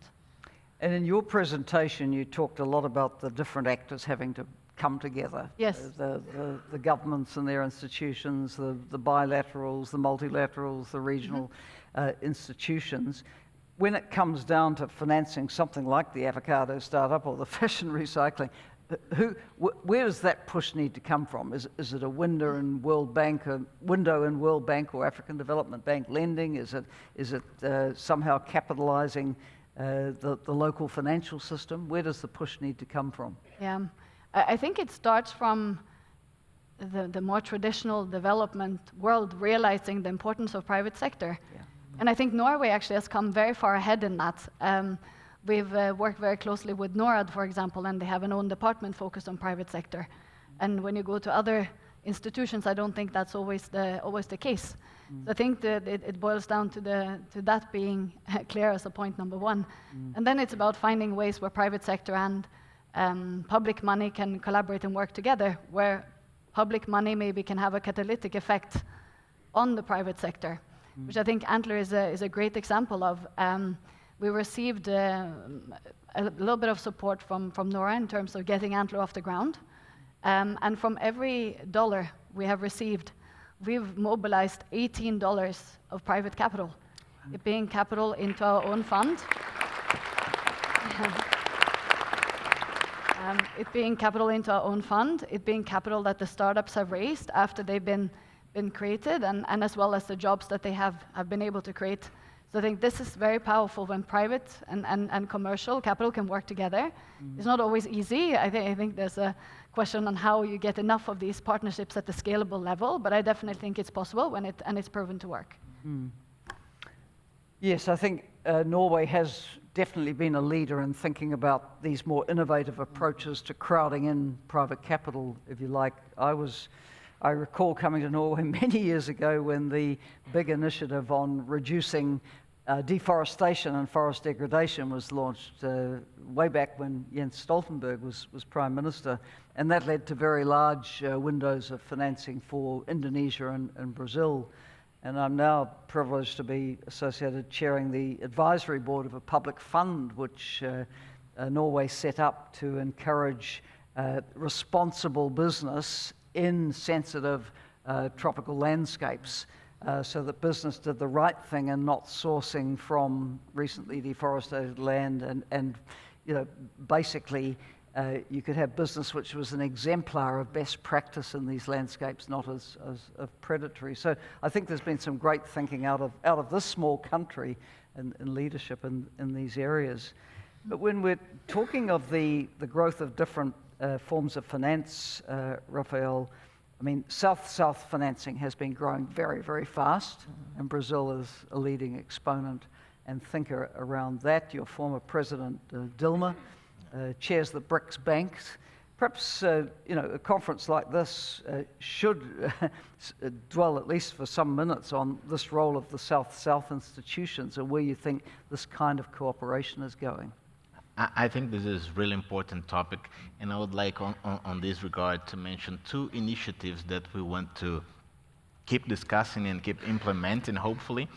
One is the one discussed during G20 last year about the taxation of billionaires that Brazil launched during the event, and some people said it was impossible to get it approved in G20, and in the end it was approved as a new initiative so that we can create a new source of finance that at the same time can reduce the huge and heinous inequalities throughout the world and provide financing to fight poverty and to fight climate change. So I think this is a very important new initiative.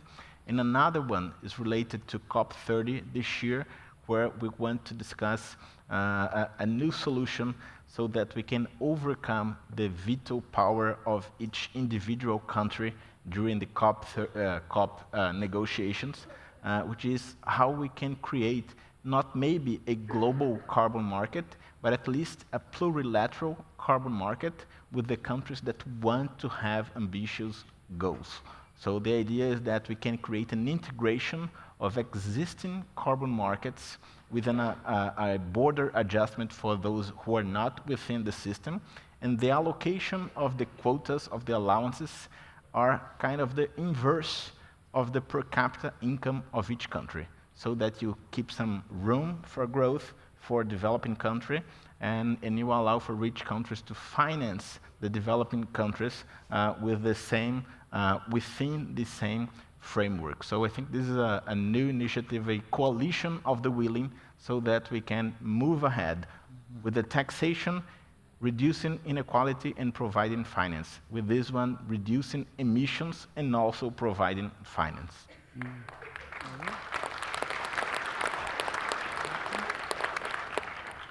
So in one of the presentations this afternoon, there'll be more said about a billionaire's tax. So I hope we can tease some of those issues open then and in the panel discussion. But Mavis, Raphael came to the climate finance issues, and I was very struck by what you said about the cost of climate events to the African continent now. But of course, we also know that funding for Africa to make the transition to carbon zero and to adapt what is happening now is not sufficient. So would you like to talk a little bit about Africa's challenge, but also perhaps opportunities in funding a green transition and adaptation? All my years at UNDP, I would find that developing countries and developed ones would absolutely talk past each other on adaptation and mitigation. And now the climate crisis is hitting the high-income countries very hard as well. So they're rather more interested in adaptation. Yeah. But it's an ongoing challenge, clearly, for all of us. But tell us a little bit about how the financing gaps can be tackled. So what, Helen, they always say that, crisis births innovation. So what we found is a number of countries really not just actively pushing for increased sources of finance from the international community, but also innovating domestically to try and tackle these challenges. So we've seen a number of innovations. So for example, we've seen diaspora bonds being raised in Nigeria, Ethiopia, Kenya, Cabo Verde. We've seen Egypt's Sustainable Panda Bond, which had guarantees from the Asian Infrastructure Investment Bank and the African Development Bank. And we've also seen the Gabon Debt for Nature swap, which was issued at a lower cost of 500 million. And then, to be able to then enable them to buy back at a discount of 436 million of its own international bonds. So there are innovations going on. Regional banks, regional financial institutions are also innovating actively to help countries to get the finances that they need for adaptation, development, and mitigation. But we need to be clear that these innovations are not sufficient. It's not going to solve Africa's fiscal problems. There are some real opportunities on the table that we're not talking about. Illicit financial flows. A lot of money leaves Africa through global corporates. If we got back just 20% of that money, if we could renegotiate this with the global community, it would make a huge difference to the crisis that we have right now. I spoke earlier on about SDR rechanneling through the African Development Bank. We've had this conversation for 2 years. We've done the innovation, we've gone through the hurdles, we've answered all the questions. We still don't have the 5 high-level SDR countries to back this process. We've actively lobbied for new issuance of SDRs. That hasn't happened. So we can innovate, and we will continue to innovate as a continent. But to be able to make the transition we're talking about, we need to work with the international community. And as we know, there are companies who specialize in paying tax to nobody.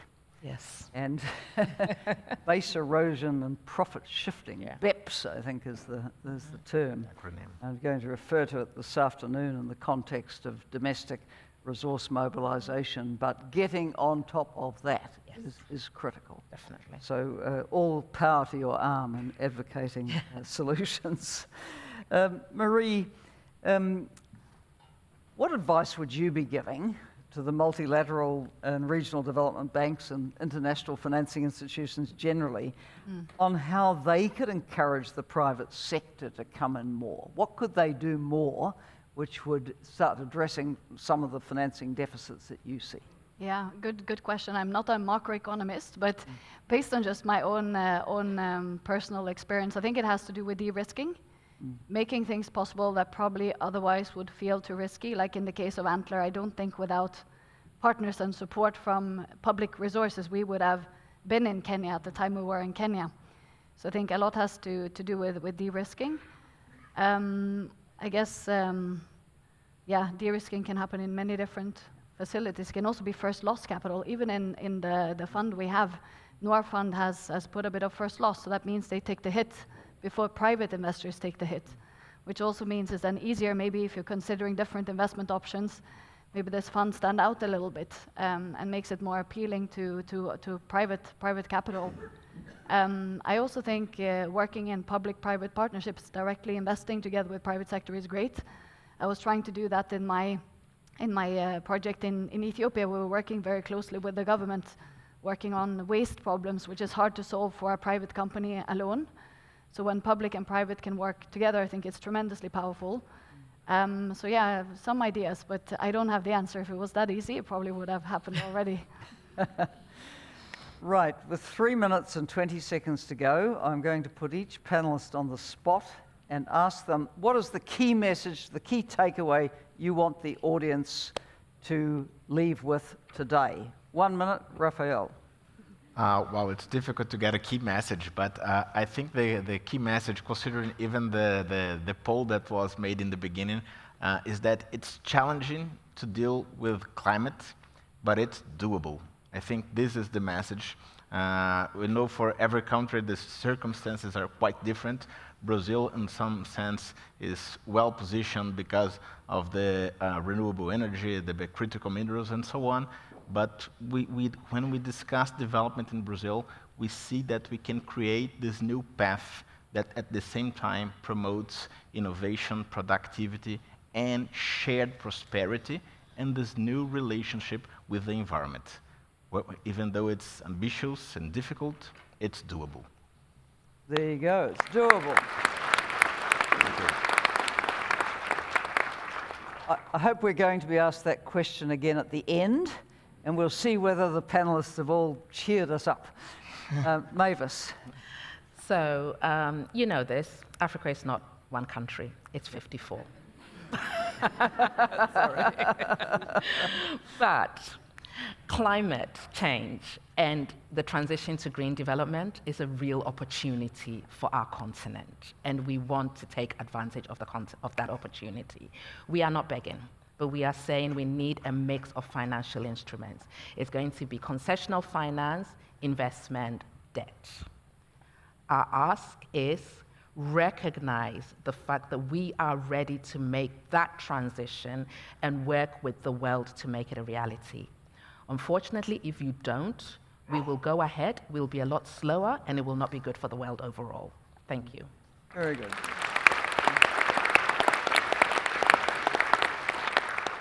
And Marie, your takeaway message? Yeah, I think my final message is Africa is a very exciting place to invest.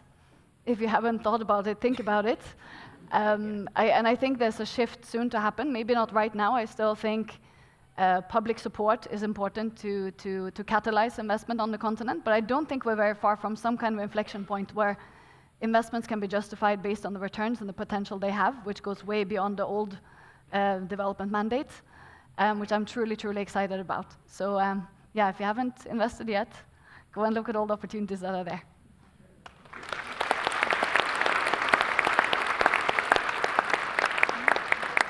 So there you have it, many challenges, but each panelist optimistic about the opportunities for innovation, new approaches, and success. So thank you to all of you. Thank you very much. Yeah.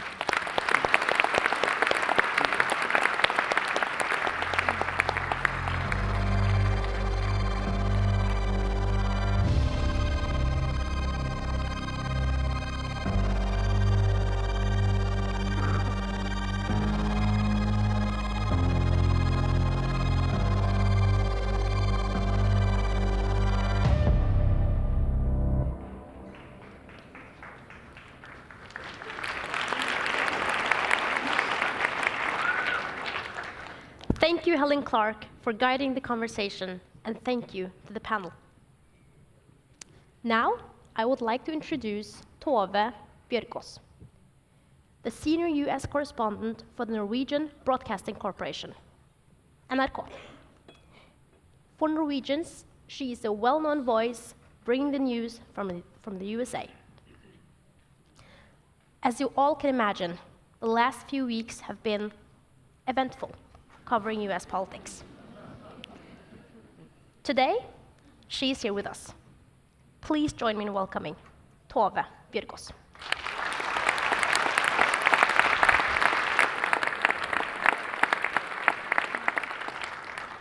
Hello, it's wonderful to be here. It's good to take a little break from Washington these days. I have lived in Washington for approximately 15 years of my life. In a way, I know the city like my own pocket. I can drive a car without a GPS, which I cannot really do in Oslo anymore. But these days, Washington is changing very rapidly. And what I would like to speak to you about today is, what I'm going to speak about might not be the case next week, because things are changing daily. But I'm going to try to give you a little bit of a picture of today in Washington when it comes to what's happening with the new Trump administration and with international aid in particular. So I think regime change is kind of the headline right now. Trump came into office the 20th of January, and America First is the slogan for his entire political project. But it is also what he's been speaking about that he calls drain the swamp. And this correlates closely with what's happening in the foreign aid sector, because this also has to do with how the American state, on the federal level, spends money and who works for the government and what they do. And basically, a grand change, an erosion over years in the trust of government. The reason why Trump has come back to power is that his populist political project has been such a success, also because so many Americans don't trust government at the federal level anymore.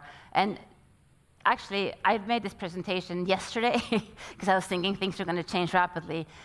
And in the last 24 hours, very dramatic things have happened. So I should mention that first. Yesterday they sent out an email or a letter to all federal staff, as I understand it. It was just called Fork in the Road. And it said that anyone who wants to quit their jobs by February 6th will get severance until the end of September.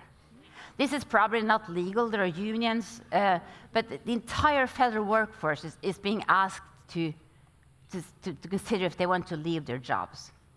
It's very huge. It can actually lead to the government losing some of its best people. If you work as a bureaucrat in Washington, D.C., I think you make more money than bureaucrats in many other countries. Government jobs are pretty highly waged. But there are also a lot of people with a lot of experience. So just the prospect of losing people with experience is critical. But then before this happened, foreign aid there was another message from Trump about foreign aid. So they issued a number of executive orders last week indicating what he's thinking about foreign aid. And these are just some examples of what he said. So they're pulling out of the WHO, the World Health Organization. It takes, I think, 12 months or something to do that, but it shouldn't be a problem as long as the Republicans are in the majority in Congress to get the US out for the time being. The Paris Climate Agreement, they're also pulling out of. This happened also last time Trump was president. So there's not going to be, we've spoken a lot about climate today here. So that's another thing. He does have now Elon Musk in a position close to him. We're not sure what's going to happen with, if he's going to influence any thinking on electric cars, but for now, they don't want to be part of any big international agreement. More dramatically, a 90-day pause in all foreign aid, meaning that they're freezing all foreign aid to evaluate what it goes to see what they're going to do. We don't know what's going to happen after those 90 days, or if this is even possible. And then lastly, also, there was an aggressive memo sent out to the staff at the USAID, just like the memo that went out yesterday to all government employees, but first to people at USAID, which is the American equivalent, I guess, of Norad, saying that if they don't comply with the freeze, that their jobs would be in danger. And I think since then, some people have been put on leave as well. So it's dramatic. I have never seen anything like this before, and we don't really know what it means. So what is the goal? What is the sort of vision of the Trump administration when it comes to this? Foreign Minister Marco Rubio, he's already in his office. He said a couple of days ago, there are 3 questions that are going to be asked now to justify all US foreign aid. These are the questions. Does this foreign aid make America safer? Does it make America stronger? Does spending money abroad on foreign aid make America more prosperous?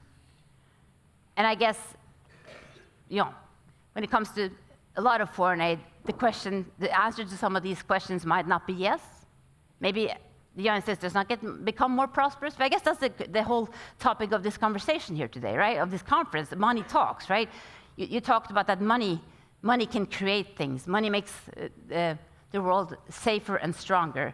Democracy is important. It also is tied to money, and we definitely see that also now in the United States. So we'll see where they end up, but these are dramatic questions.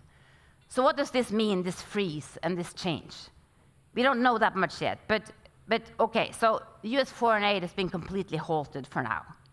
Exceptions are just some emergency food aid and people sort of, their diplomatic stations, returning officials to diplomatic stations, people, I guess they're still issuing, they're issuing visas and they have their embassies open, but all aid is frozen. Also, like I mentioned, communication outside of the agency is banned unless it's approved by the political leadership at the USAID, and they don't have a directory yet, as far as I understand. So they want to control what kind of communication, what's happening sort of within the organizations for now. And I think a lot of the sort of senior leadership that's not politically appointed has been put on leave while they're trying to find out what to do. And that's what it says there in the beginning. So it's like trying to freeze everything, to assess everything, and to change it. How important is US foreign aid? Well, you know this probably, but I was just reading up on this before the presentation, and it's very important. The US, maybe they don't give as much of GDP as many other countries, but it's such a huge economy, right? So it's the largest single donor in the world. $72 billion last year. 29% of all DAC aid comes from the US. And it was also the largest financial contributor to the World Health Organization, meaning that certain programs, as far as I understand, will just collapse without the US. So there's large worry about that. Especially saw this also after the pandemic, how important it is to have the US on board. I guess no one can fill this hole, right? I think there is probably a lot of diplomatic activity going on now. And I know that, for instance, the Norwegian embassy in Washington has been working very closely for a long time, getting contacts within Trump world ahead of the new administration. But again, it's hard to say what's going to happen.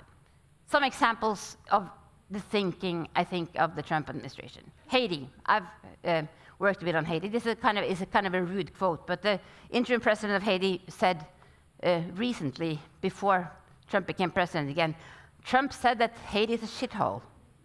So I don't think he will care about Haiti. With the new US policies, the situation will be catastrophic. They're already talking about people being repatriated from the Dominican Republic into Haiti. We also know that Haitians have had special exemptions to come into the United States. This guy down here in the corner, his name is Odney. I met him in a small town in Ohio in October. He's a biologist from Haiti, and he works now at Amazon, filling boxes for Amazon. He's very happy with his job. But as you might have remembered Trump saying in one of the presidential debates, he said that Haitians in this little town in Ohio were eating people's cats and dogs. So he was accused of that. And we don't really know what's going to happen to the Haitians who are already in the US, but obviously Haiti is afraid of what this is going to lead to. But this attitude towards people from certain countries is clear. Colombia is another example. This week, they were sending a couple of planes with deported migrants back to Haiti. The planes were not allowed to land. Trump says, okay, we're going to impose 25% tariffs on Colombia now, and we'll increase it to 50% within a week if you don't comply. And they also wanted to close the visa section at the embassy in Bogota. Colombia let the planes land. But the US has a lot of power, and we see now this used very, very directly for Trump to show that he's serious about what he wants to do. A third example is Africa. The emergency plan for AIDS relief, I understand, is very important and funded by the US. This is something that the White House or the President Bush set up back in the 2000s. And it gives medicine to around 20 million people. In the Sudan, 24 million people are completely dependent on food aid. 45% of this comes from the US. So it is very critical. We have international institutions. The UN, of course, is a very important one. This is the US's new ambassador. Her name is Elise Stefanik. She was once the youngest woman who became a Congress member from the Republican Party. She is very much in Trump, sort of siding with Trump, of course. She's very concerned with wokeness, and she's been very active working with anti-woke policies. She was very active when students around the US were protesting against the war in Gaza, talking about anti-Semitism on college campuses. She is a very strong friend of Israel. So we'll see what's going to happen at the UN. I suspect that the US and Trump will use the UN as a bullet pulpit, as a big microphone, as he did last time, but that he's going to be there. So, is there any hope? There must be some hope, right? I heard Bård Vegar this morning talk about hope. I think maybe this is the biggest hope. Trump as a peacemaker. America first also means maybe no more wars, or that the US does not know what to engage militarily in new places around the world. What's going to happen in the Ukraine? What will happen in Gaza? Does Trump aspire to win the Nobel Peace Prize? It's not even a joke, because he does, I think. But I think that he's thinking seriously about what he leaves behind. And maybe it's good if they de-escalate tension around the world and play a less active military role. And maybe there will be negotiations about the Ukraine. So perhaps by pulling back and thinking America first, will there be less military tension that the US is involved in? We can hope so. But except for this, I think my conclusion is that we're in very, very early days. Things are changing very rapidly. I have no idea what the US is going to look like in 6 months, but so far, the new Trump administration is saying is doing most of the things they said they would do. And there's something called Project 2025 that was kind of a handbook that was written before the election. And a lot of people, even Trump, said we're not going to implement that. That's just, But so far, they're following the book pretty closely. And they also have the help of people like the world's richest man, Elon Musk, who, when he bought Twitter, sent out a memo to the Twitter staff that resembles the one that went out to all federal employees yesterday. So I think we'll just fasten our seatbelts and sit tight and have a great conference.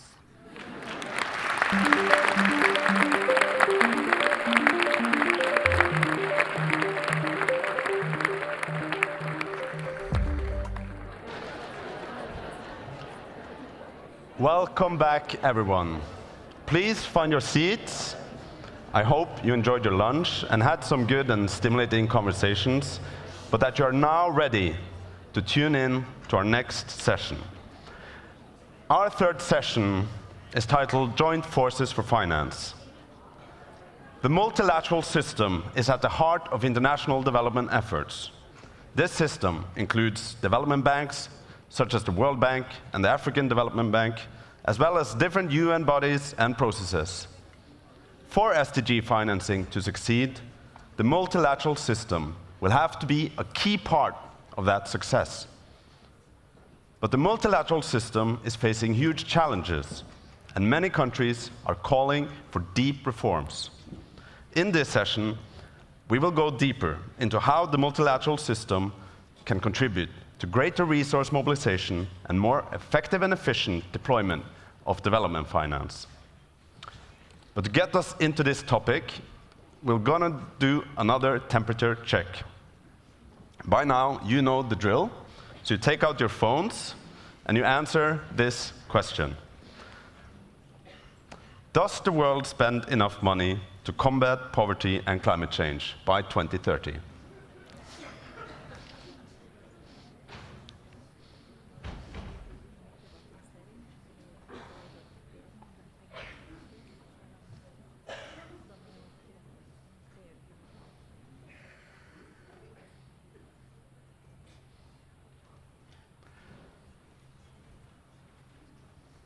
So a lot of you have answered, and we see the results.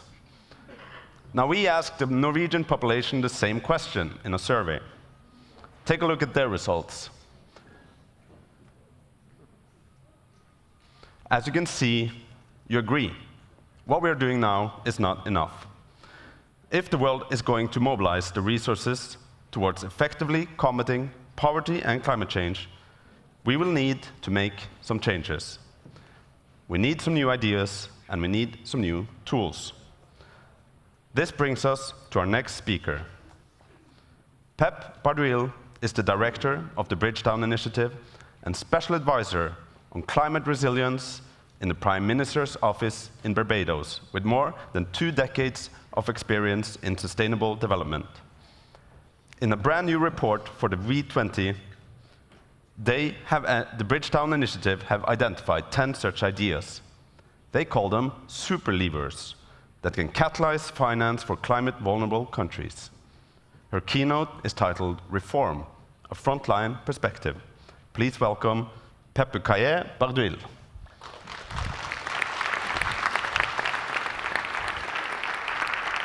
Good afternoon. It's difficult to come in after lunch, and it's also difficult to come into an audience that's completely disagreeing that we're doing enough. So I hope that with this presentation, we'll be able to change your mind a little bit as to not only why we need to do it, but how. So what's really at stake? And I think it's important to start with a bit of personal context. I'm from the island of Dominica. It's about 65,000 people, and in 2017, we were hit by a Category 5 storm, Hurricane Maria, which did some very serious damage. $1.3 billion was lost in loss and damage overnight. And just to contextualize that, currently the loss and damage fund for global disasters is sitting at somewhere around $700 million. So this is what happens in a country of less than 70,000 people in 24 hours. And the impact of that is 226% of GDP. And how do you recover from that type of loss? But we're not the only country. We've seen wildfires, we've seen Hurricane Beryl that wiped out a number of countries in the Caribbean, including Barbados, that I work for at the moment. We've seen storms in, in Vietnam, cyclones in Mozambique, flooding in Pakistan. So the Bridgetown Initiative, which is a global movement that together with the V20 and other initiatives, including the 4 Ps, the Paris Pact for People and Planet, and many others, are really advocating for systemic change. And if we don't have that systemic change, we're really not going to achieve the impact that I and many others, including Bård Vegar, believe is possible. Why do we think that change is important? Well, vulnerable countries are home to 1/5 of the world's population. We only have about 4% of emissions, but the impact, the potential losses in terms of GDP, even conservatively, we don't have to look at 200% of Dominica. Conservatively, we're looking at 20% losses on average.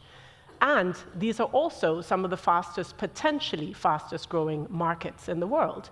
So on the one hand, you have a huge risk of loss. On the other hand, you have huge potential for growth. And of course, there's the human aspect, which is the injustice of the climate crisis. And what do we need in order to avert those losses and have that growth potential materialize? Close to $500 billion by 2030. So how do we get there? The super levers that I'm going to talk about are clustered into 4 categories. Oops. The first is countries need to be in the lead. We need to be in the driving seat, and we've heard this again and again this morning, so it's nothing new, but I'd like to give you a bit of a concrete example of how that could happen, together with a change in macroeconomic frameworks. Then, of course, we need new sources of capital, which we'll talk about, shifted incentives, and effective risk sharing. So bringing this to the context of Barbados, what does country ownership actually look like? Well, in our context, it looks like the development of an investment plan for prosperity and resilience, which covers all sectors of the economy. And how we define resilience is really not around climate change. How do we not suffer in the next climate disaster? It's about how do we ensure that we have a vibrant economy, and how do we have thriving communities? And this is important because our country, Barbados in this case, is small, is a very highly educated population. But that population, as we've again heard before, doesn't always have the opportunities that we need domestically, and yet there is potential. So the economy and thriving communities is really at the core of all of this. Then we need a robust infrastructure and healthy ecosystems. Infrastructure is not there for its own sake. It's there to help ensure connectivity. It's there to help ensure medical services are provided and roads connect producers to export. So that has to be in good shape. And every year, the infrastructure of all the V20 countries is eroded bit by bit, a little bit more flooding, a little bit more rain, a little bit more drought. And so those are not the catastrophes you hear about on the news, but that's the slow onset climate change that has a massive impact on government budgets. And then the last bit is fit-for-purpose institutions, and Mavis spoke a little bit about this earlier, and I do think that we underestimate how important institutions are. How do we make sure that our government institutions, but also the institutions around government, the development partners, the MDBs that Vera will speak about in a minute, are actually serving the purposes? So we have set 15 goals that emerge into 12 specific areas, a little bit like Brazil's investment plan, a little bit like Colombia, that are action areas that will take us to where we need to go. And what are we trying to achieve? What's our objective? It's really three things. The first is that we want to have higher growth rates. The second is that when, and it's not a question of if, it is a question of when, we are hit by the next climate shock, that the impact is a little bit lower than it would have been if, in fact, ideally a lot lower, but certainly lower than it would have been if we weren't built to resilient standards. And the last bit is that our time to recovery is quicker. So this is really what we're trying to achieve in just one visual: growth, a quicker bounce back, and lower impact when the crisis hits. So we have our investment plan. We've costed it. It's not everything that the country needs to do for the next 10 years, but it's most of the things. So I would say 80 to 90%. And that's going to cost us about $11.6 billion US. Now, Barbados' economy is fairly small. Our GDP is $5 billion, so that's a doubling. Double our GDP over the next 10 years. And that's just the investment we need to make into infrastructure and other tangible capital assets, right? So that's a lot of money. We're not standing here asking for handouts, because the really good news, and it's a bit of a complex chart, but happy to share the plan with you. The really good news is that we can actually do quite a bit of this investment through debt swaps, debt conversions. That's taking expensive money that we've borrowed under certain conditions and swapping it out through some very fancy financial engineering for cheaper loans that require guarantees. Someone has to back the loan. That requires projects that we're going to take the proceeds of our savings to put into. So it requires quite a bit of effort to structure, but it can be done, and it has been done. Barbados did a debt for nature swap and a debt for climate swap, and we plan to do more. So part of our investment plan, our financing of that plan, is to do more debt swaps. And so we need to find a way to do those more easily. But the other really cool bit is that over 50% of our plan, if we get it right, can be funded through private sector investment. A lot of that will be in energy, quite a bit will be in housing, quite a lot will be in the tourism sector, because of course these are all revenue generating. But the rest that are not revenue generating, that's coastal roads that have to be rebuilt. We don't have tolls, it's a small island. That's the sea defenses that cost tremendous amounts. That's a coral restoration. That's making sure that lower income fishing communities are in good shape. That has to be financed through the public sector. And we're very happy to try and find ways to do that. Because if we get the investment right, there'll be more growth. And if we grow more, there'll be more tax revenue, right? GDP goes up, and you can also borrow a little bit more if the way that development institutions look at that all-important equation of debt to GDP changes. Right now, we cannot swap our way to resilience, but we could potentially borrow our way there under the right terms. That means the money needs to be affordable, and we have to be given the borrowing headroom. So how debt is considered and how nature is factored into that debt to GDP ratio is really, really important. So I've talked very quickly about the first point, right, which is countries in the lead in these macroeconomic frameworks. But the last 3 points are the basis of these 10 super levers. So cheaper capital. How do we increase, and again, Mavis spoke to this, right? We're asking for a new issuance of SDRs, but at the very minimum, we need to rechannel the special drawing rights that have already been allocated so that multilateral development banks can leverage that money and on-lend it to us at more affordable terms. We also need, and Barbados co-chairs the Global Solidarity Levies Task Force together with Kenya and France, we definitely need to look at levies on sectors that are high emissions. That is certainly shipping, to some degree it's aviation, and there we need to be a little bit careful for tourism-dependent economies, that we're not actually shooting ourselves in the foot, but there are ways to do this. But this point, and Bodvega mentioned it, around solidarity is critical. That means that everyone in this room has to understand that we have a part to play in this puzzle, and that solidarity comes into the mix. We definitely need to reset market incentives. Look, subsidies to the fossil fuel sector are in the trillions, direct and indirect, around $7 trillion, and certainly over $1 trillion annually directly to fossil fuels. What is the point of subsidizing one sector when we don't have enough resources for the other, particularly in smaller countries where battery storage is key and the cost of those technologies hasn't come down yet?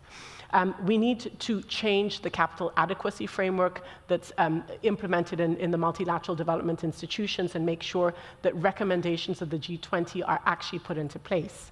And of course, we need to catalyze that all-important private capital. Private investment is sitting on the margins, and there is plenty of it. How do we effectively de-risk, including through foreign exchange hedging? And then one sector that's not at the table enough is insurance. They do need to be part of the mix. The insurance industry has over $35 trillion in assets. How does that money get channeled into resilience and into resilient investment? And how do we make sure that we are guaranteeing many of the loans that are at risk through insurance? I'll leave it there, but we have the solutions. Read the paper. You can find it at the V20 website or at the Bridgetown Initiative website. Thank you.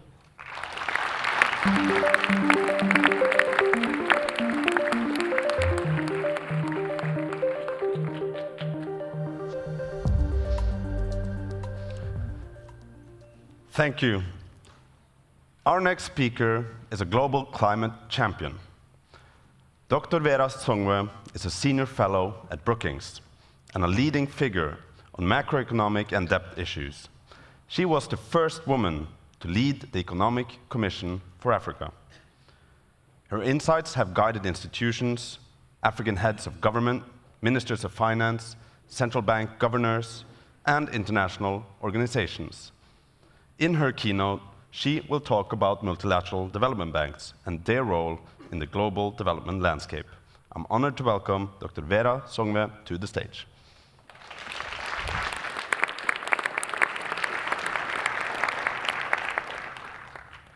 Wow, beautiful audience. Good afternoon, and thank you very much for coming. I come to you from Washington, D.C., where I was just telling somebody the other day, on the 28th of December in Washington, D.C., it was 75 degrees, and last week it was -10. And so coming to Norway almost feels like you're coming to a warm place, which will not be the case normally, except that we're living in very difficult times and changing environments. So I want to thank Norad for inviting me here today to talk about, I think, what is a really important subject, which is the future of our planet and where we go and how we deliver growth for the next generation. I just want to talk about the interconnectedness and the partnerships. That's my logo and my design. It's all about that. It's all about us, institutions, people, and ideas coming together to make this work. Money talks. Indeed, it does. And one of the things that I wanted to talk about before we start, we've heard about sort of our ambitions, our hopes, what's happening. But let's just look at what is real. What is money telling us, since this is called Money Talks? What money is telling us is that growth forecast, that our money is not working hard enough. Our money is not being productive enough. It doesn't matter where in the world we are, whether we are in the emerging world, as you can see on the graph, in the advanced economies, the straight line is what growth was between 2010 and 2019, and what it is in the last 3 years. Essentially, globally, we're not growing as fast. Whether it's in the advanced economies, whether it's in the emerging world, even in China, which used to kind of be, our fail-safe. We always used to go back and say, at this China is growing at 10%. We see China, they have revised their growth projections to 5%. So it is a much more difficult, much more challenging growth environment for everybody, not just for the emerging market economies, not just for the low-income economies, but it is certainly more challenging for those who are further behind.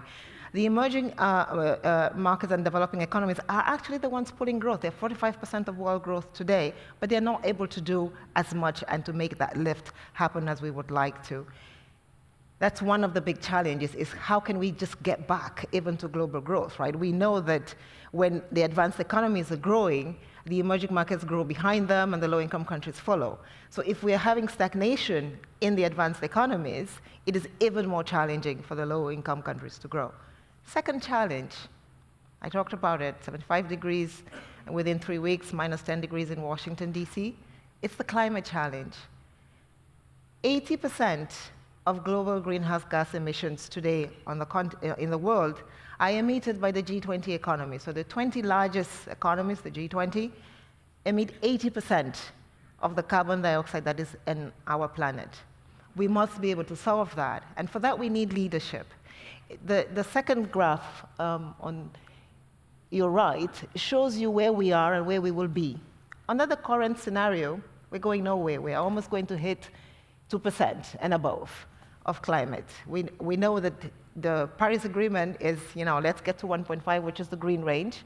The blue range is if we improved a little bit and our national determined contributions were much better and we had better standards, maybe we will go up to 2. But we're so out of it in the, probably getting to the 3% at the rate at which we're going, our current policy scenarios. That's why in the COPs there's a lot of discussions.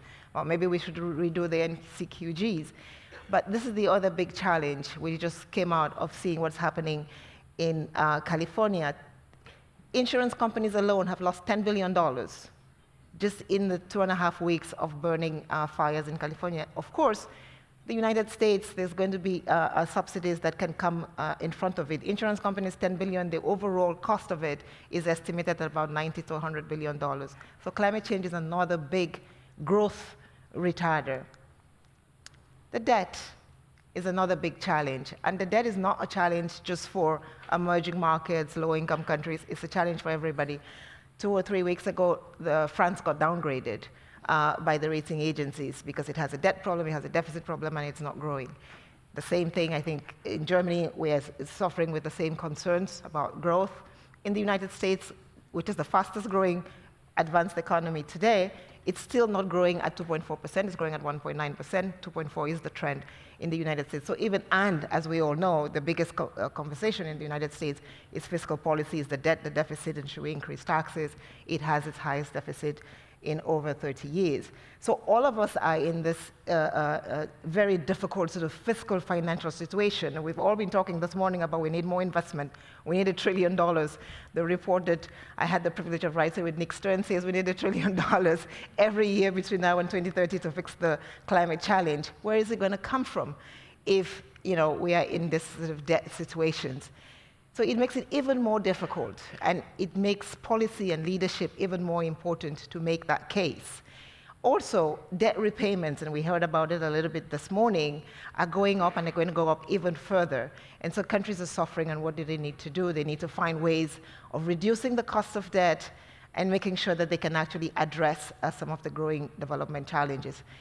Because of all these problems, and I did it deliberately to show you and to speak about them in general, about the global problem. It's global growth that's not happening. It's global climate. It's global debt. Each country cannot do this on its own. We need multilateral systems to be able to come together and work to solve what are the common bads in the world, the negative externalities that we have. We must build in resolution systems. That leads us to the multilateral development system. If we didn't have multilateral development systems in the world, we would have to invent them, because the challenges are so big and they're so interconnected and so linked that we must work together to do that. But then the multilateral development systems themselves need to work better. The India G20, the report that Larry Summers and N.K. Singh, and I think I saw Hans-Peter Lankas in the room on the CAF report as well. A lot of work in the last 3-4 years has been done on what the MDBs need to do. They need to increase their efficiency. I think we heard a fantastic presentation today from Antler, which says that they are able to raise for every donor dollar given $18 of private capital.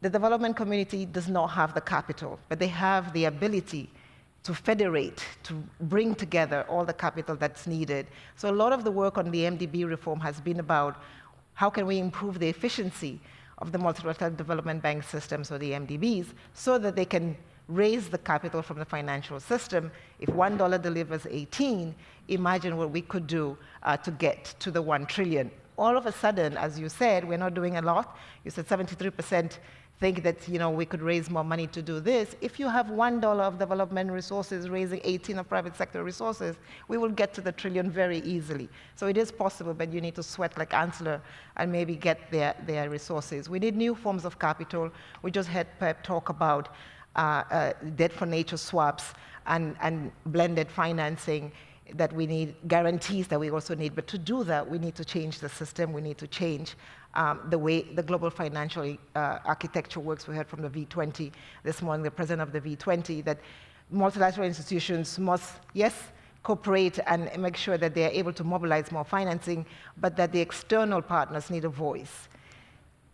Investment needs are increasing. What we know for sure for climate is that as the investment needs increase, we're going to need to disburse more capital. But there is a good story in this graph, and I'll tell you in a minute. The good story is that if we actually spend more today, we will not need as much tomorrow.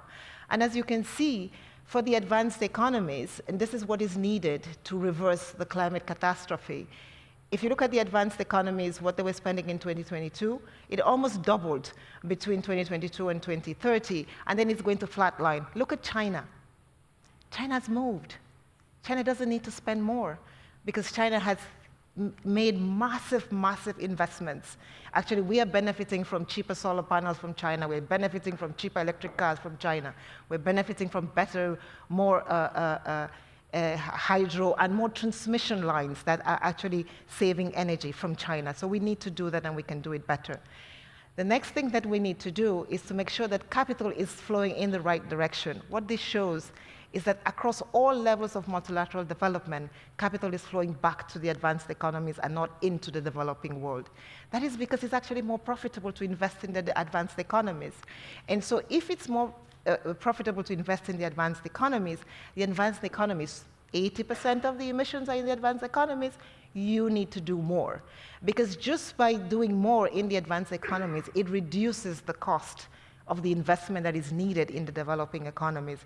And so I think the biggest message is really that if the G20 economies could meet their climate targets, and Norway is almost meeting theirs, so congratulations to Norway for setting a target and getting to it, I think the rest will do that. And then the MDBs can follow and make sure. The MDBs, as you see, most of them are still timid on the climate finance investments except the World Bank, and hopefully that everybody can follow the World Bank's example, join the rest of the world in making sure then that this climate development will work. A lot of the money is loan money. We need a little bit of equity, because with equity you also transfer technology, and that is the strength of the MDBs. It's technology, it's exchanging experiences and working well together.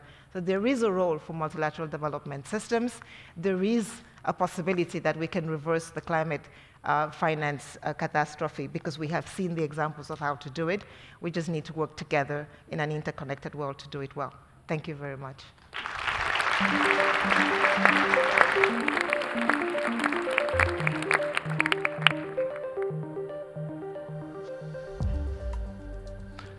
Thank you, Dr. Vera Songme. If this year will be a test on what the multilateral system can deliver, then one of the most defining moments will be the Financing for Development Conference in July. This is the UN conference where governments will come together and negotiate how the international systems of finance can underpin the achievement of the Sustainable Development Goals. Leading that process is the United Nations Department of Economic and Social Affairs, DESA. It's therefore a great honor to welcome Naveed Hanif, the Assistant Secretary General at the United Nations for Economic Development at DESA. His talk is titled Financing Trust, Tackling the Deficit of Global Cooperation in Sustainable Development. Welcome, Assistant Secretary General Naveed Hanif.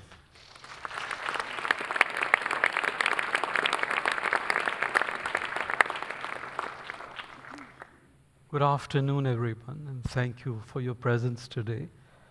Thank you to Norad for giving me the opportunity to be part of Norad 2025.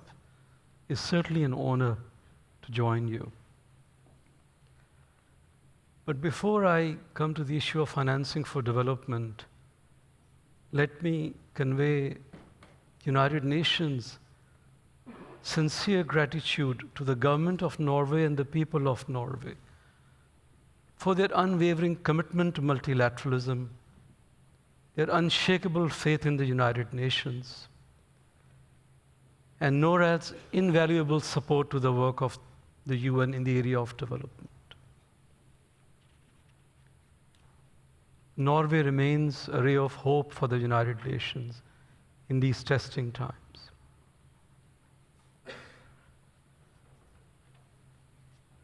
Money Talks is a very interesting title. It reminded me of Mark Twain's famous quote, "The lack of money is the source of all evil." But I'm not here to talk about money. I want to talk about financing, which is much larger than money. And you come to Oslo, you don't talk about Nobel Prize, that's also ignoring a major fact. So Robert Schiller, one of the Nobel laureates, very thoughtfully captured the link between money and finance. Finance is not merely about making money. It is about achieving our deep goals and protecting the fruits of our labor. These are his words.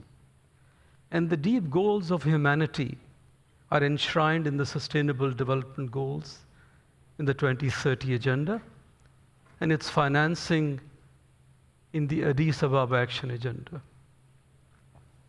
Unfortunately, and this has been the burden of song since morning, we have fallen woefully short in the realization of these agendas that are critical for securing a prosperous future for all on a secure planet.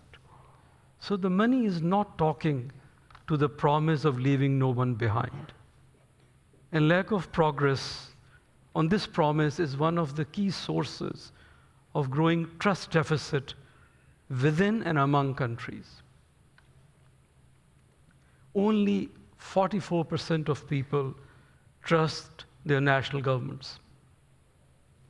There is also a global trend where social trust within nations has significantly dropped in recent decades. And the global trust deficit is very stark when it comes to climate change. Developing countries are bearing the brunt of the climate crisis without sufficient financial support to mitigate its effects. And that was made abundantly clear by V20 and many other presenters today. But Pope Francis captured it very well when he said, "The trust of people in the global economy has been eroded by an unjust system of finance and commerce that has turned the common good into a commodity. This is why we must build a new economy, one that restores trust through ethical investments, solidarity, and focus on human well-being."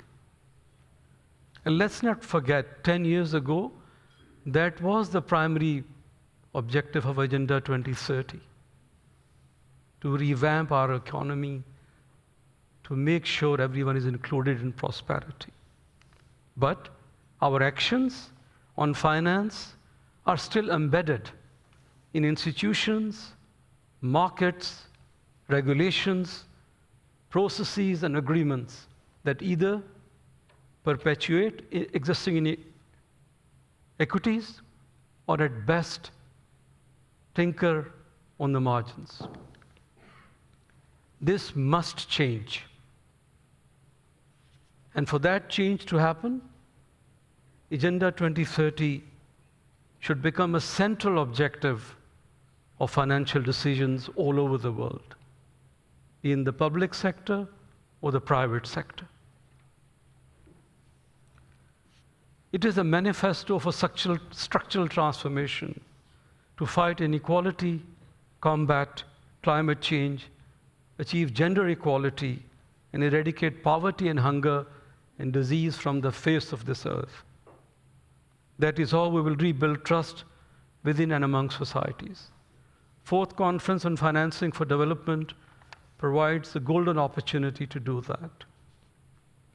And let me commend Norway for its leadership as a co-facilitator in drafting the Zero Draft that was issued 10 days ago.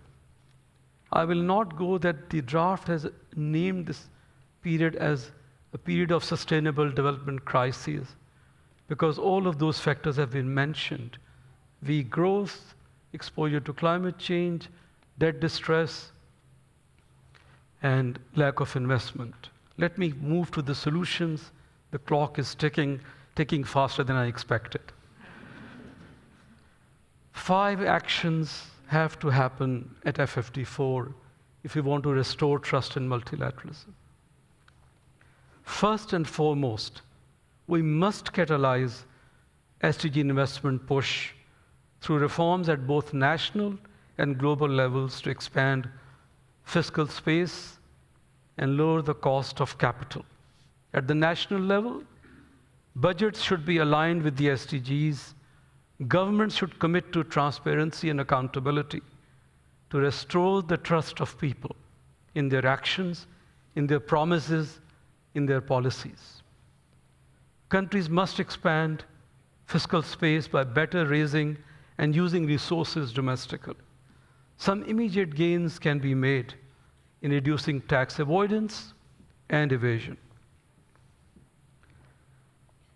We must grow the size and effectiveness of our public development banking system. We know that the balance sheets of multilateral banks can be used more creatively, and they can also grow in size. That option should not be off the table.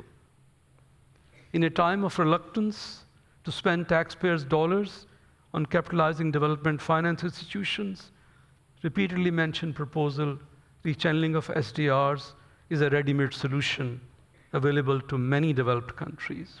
Or you can also consider issuing new SDRs, whatever works politically. The investment push will also need to use private capital more strategically and ensure that private investment has more impact.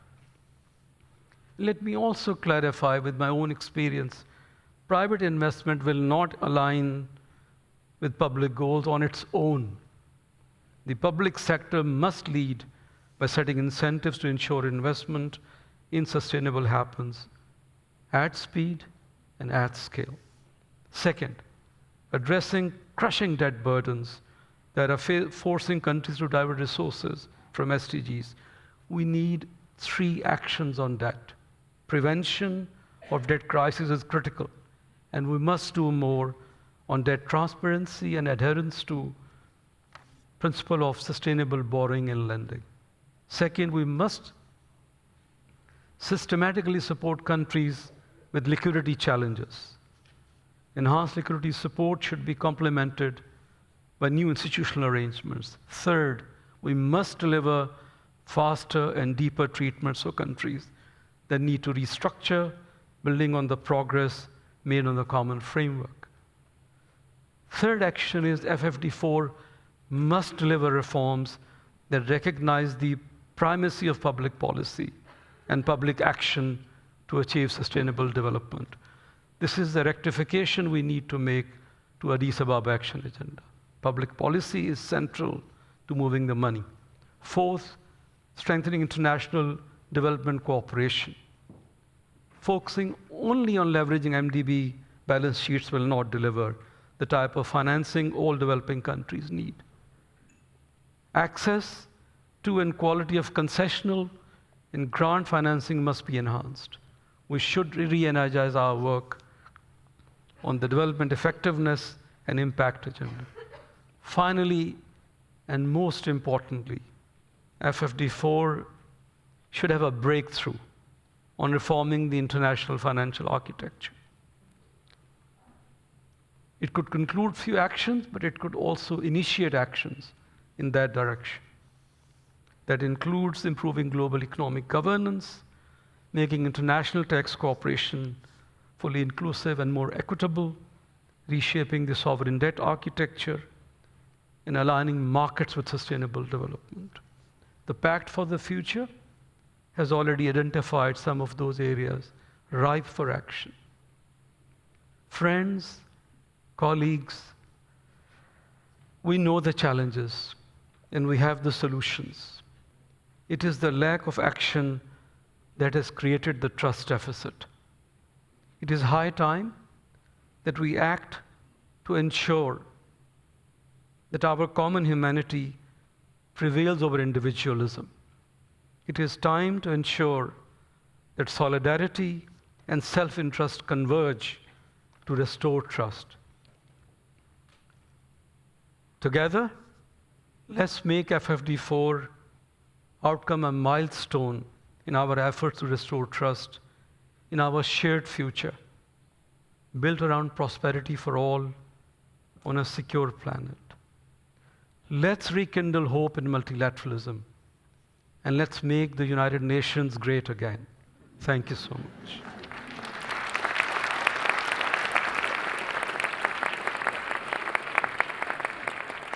Thank you, Navid Hanif. You may take a seat as we will transition to our fireside chat. I would like to welcome back to the stage Dr. Vera Songve and Pep Bardwil. Joining them is Soni Kapoor. Soni Kapoor is an interdisciplinary, give them a round of applause.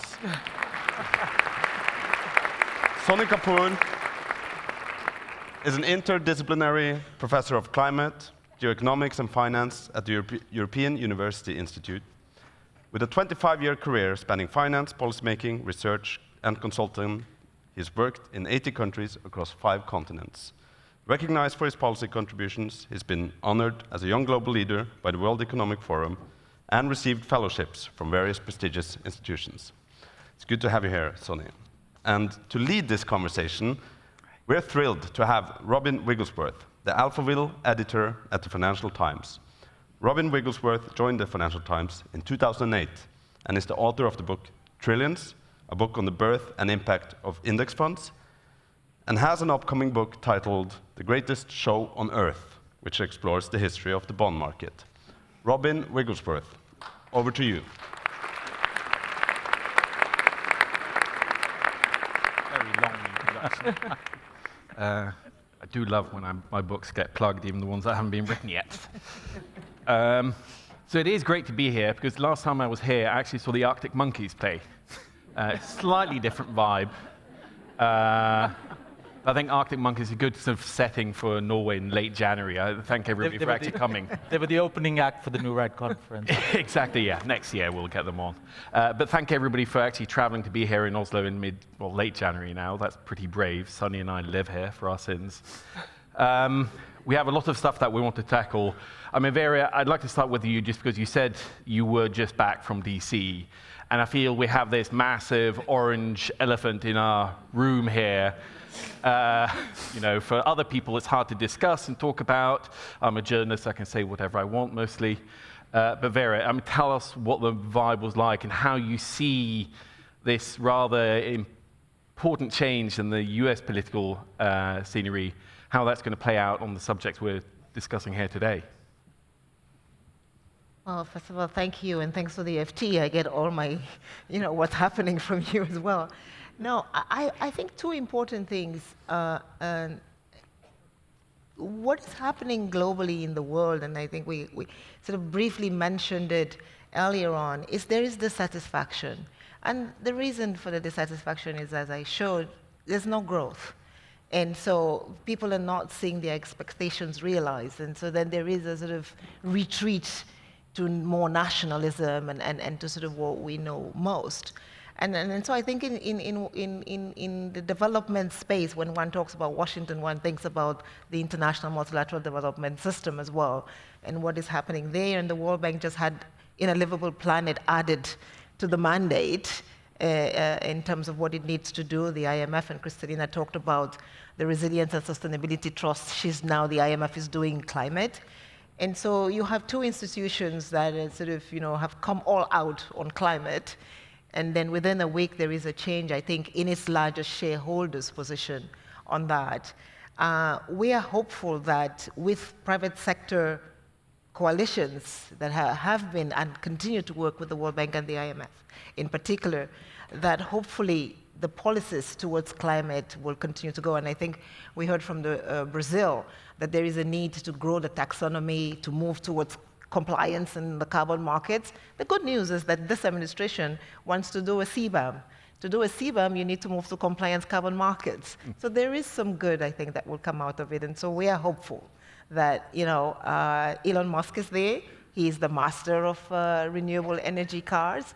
And so maybe there will be a time to educate.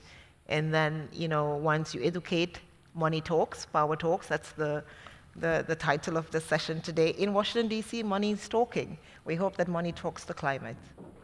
Yes, well, let's hope so.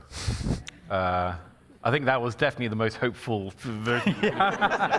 Was that for your own sake or for everybody else's sake? Everybody else. Staying on the hopeful theme, because I think we all need some of that these days.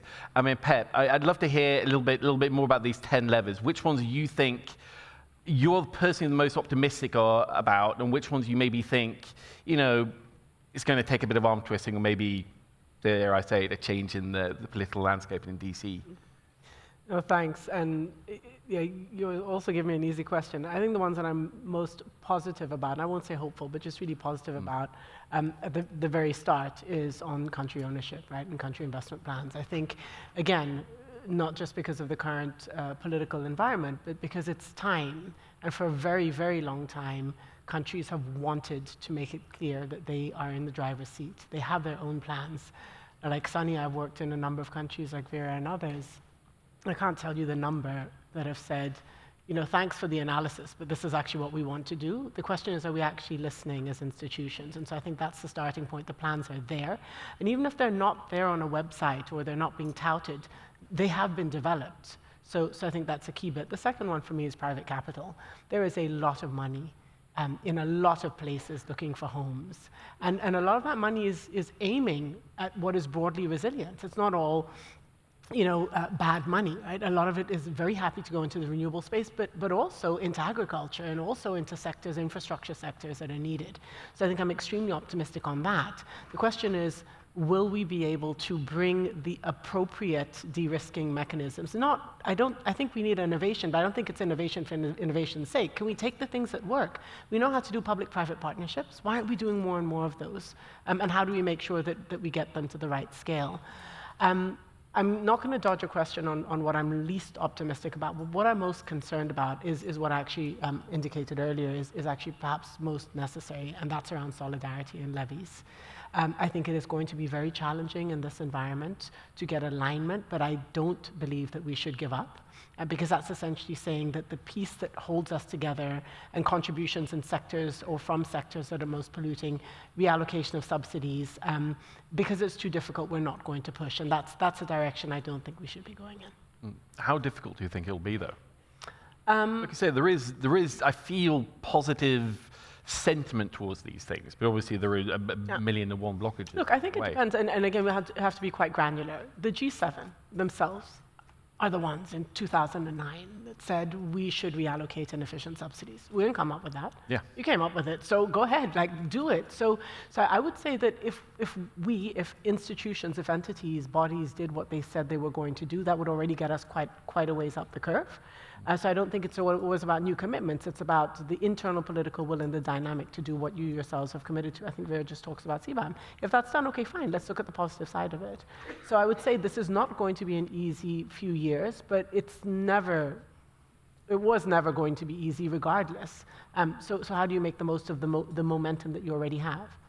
Yeah. Sometimes I wish for easier problems.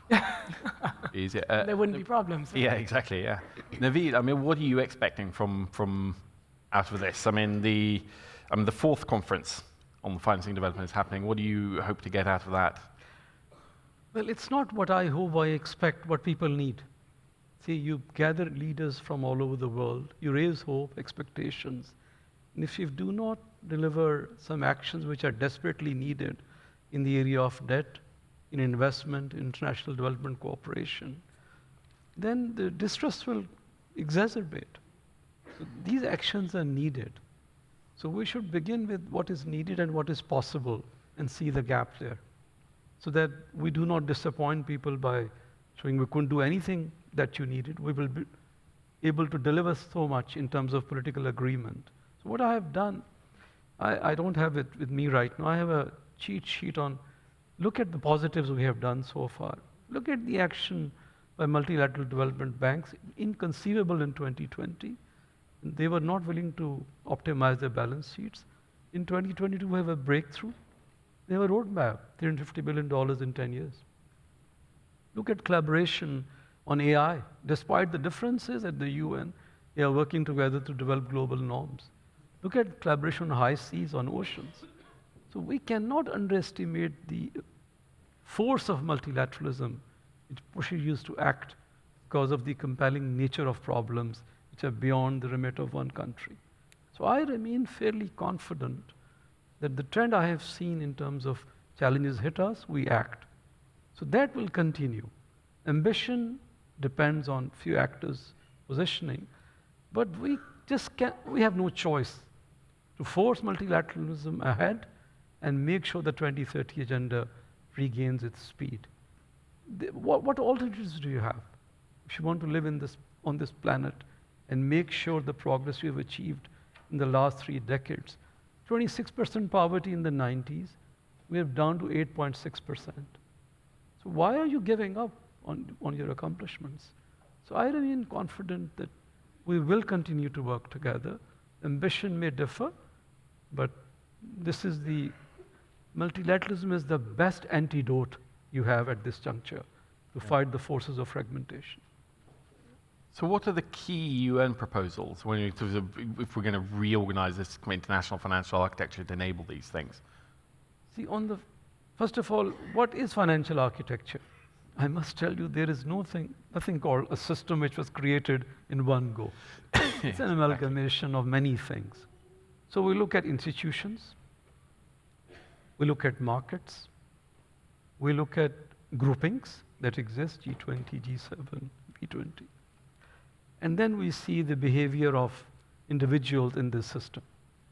So the UN Secretary General 3 years ago presented a comprehensive policy brief with 8 action areas. That's very ambitious. So what member states expect, or they would like to see, they want to see a shift in governance, where voice and representation of developing countries, and you heard President Nishad said this morning, they should be around the table where decisions are made that impact them. So architectural change but governance is the facade. What else? Policy orientation, operations, they need to change. Markets, regulations, behavior, international tax system. They are very specific. Debt architecture, outdated. So these are specific proposals with very meaningful actions, which are in the zero draft and in the Secretary General's proposals. I see some of them will move. Look, on taxation, despite recent setbacks, we had a breakthrough, and Norway's leadership was critical in pushing that forward. That at the United Nations, you have comprehensive conversation on international tax regimes. So things are moving in the right direction. But on architecture, debt, we need immediate solution and some breakthrough investment. Public sector has to move into leverage, private finance, and international development cooperation, because the competing demands of humanitarian development and global public goods have to be balanced. Yeah. Well, Sunny, do you feel that we're on the right track? I've just come back after a month of self-care break to prepare myself to cope with Trump 2.0. So perhaps not the best question to be asking me, but I think just following up on what you said, what choice do we have apart from thinking, hoping we're on the right track and to make it happen? And the important thing I think to remember is all of us have agency, right? I mean, looking at the headlines, the stark actions, the sort of Trump on steroid phenomenon of the past 2 weeks, it is very easy to get completely hopeless.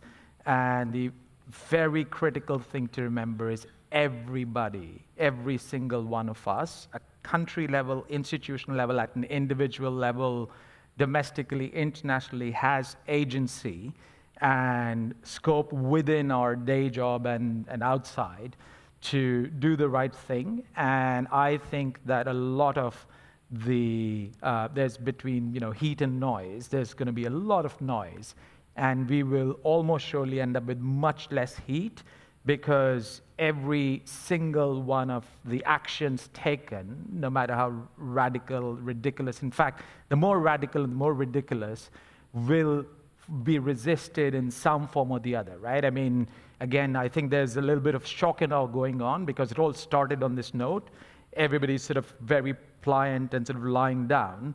But, I mean, if your existence depends on, standing up, this is what is going to happen. And at the broader, sort of economic level of my day job, I've just finished advising my 6th G20. And I think there the situation from a sort of fundamental macroeconomic perspective is an absolute slam dunk.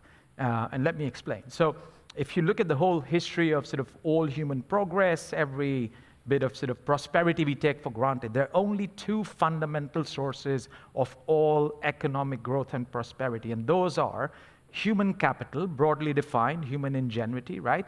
And natural capital. And everything else, whether it's financial capital or intellectual capital, intellectual property, etc., is nothing but accumulated surpluses of human beings using their creativity to exploit natural capital in ever more productive and efficient ways over the decades, right? So the pessimistic way of looking at the current situation is there has never been a bigger pool of wasted underemployed human capital as exists today. Well, for every headline in rich economies about labor market shortages, demographic decline, there's 25 million Indians and sub-Saharan Africans coming into the workforce every single year. Statistically, several million of them are smarter than any of us in the room, and we know all of them are willing to work twice as hard.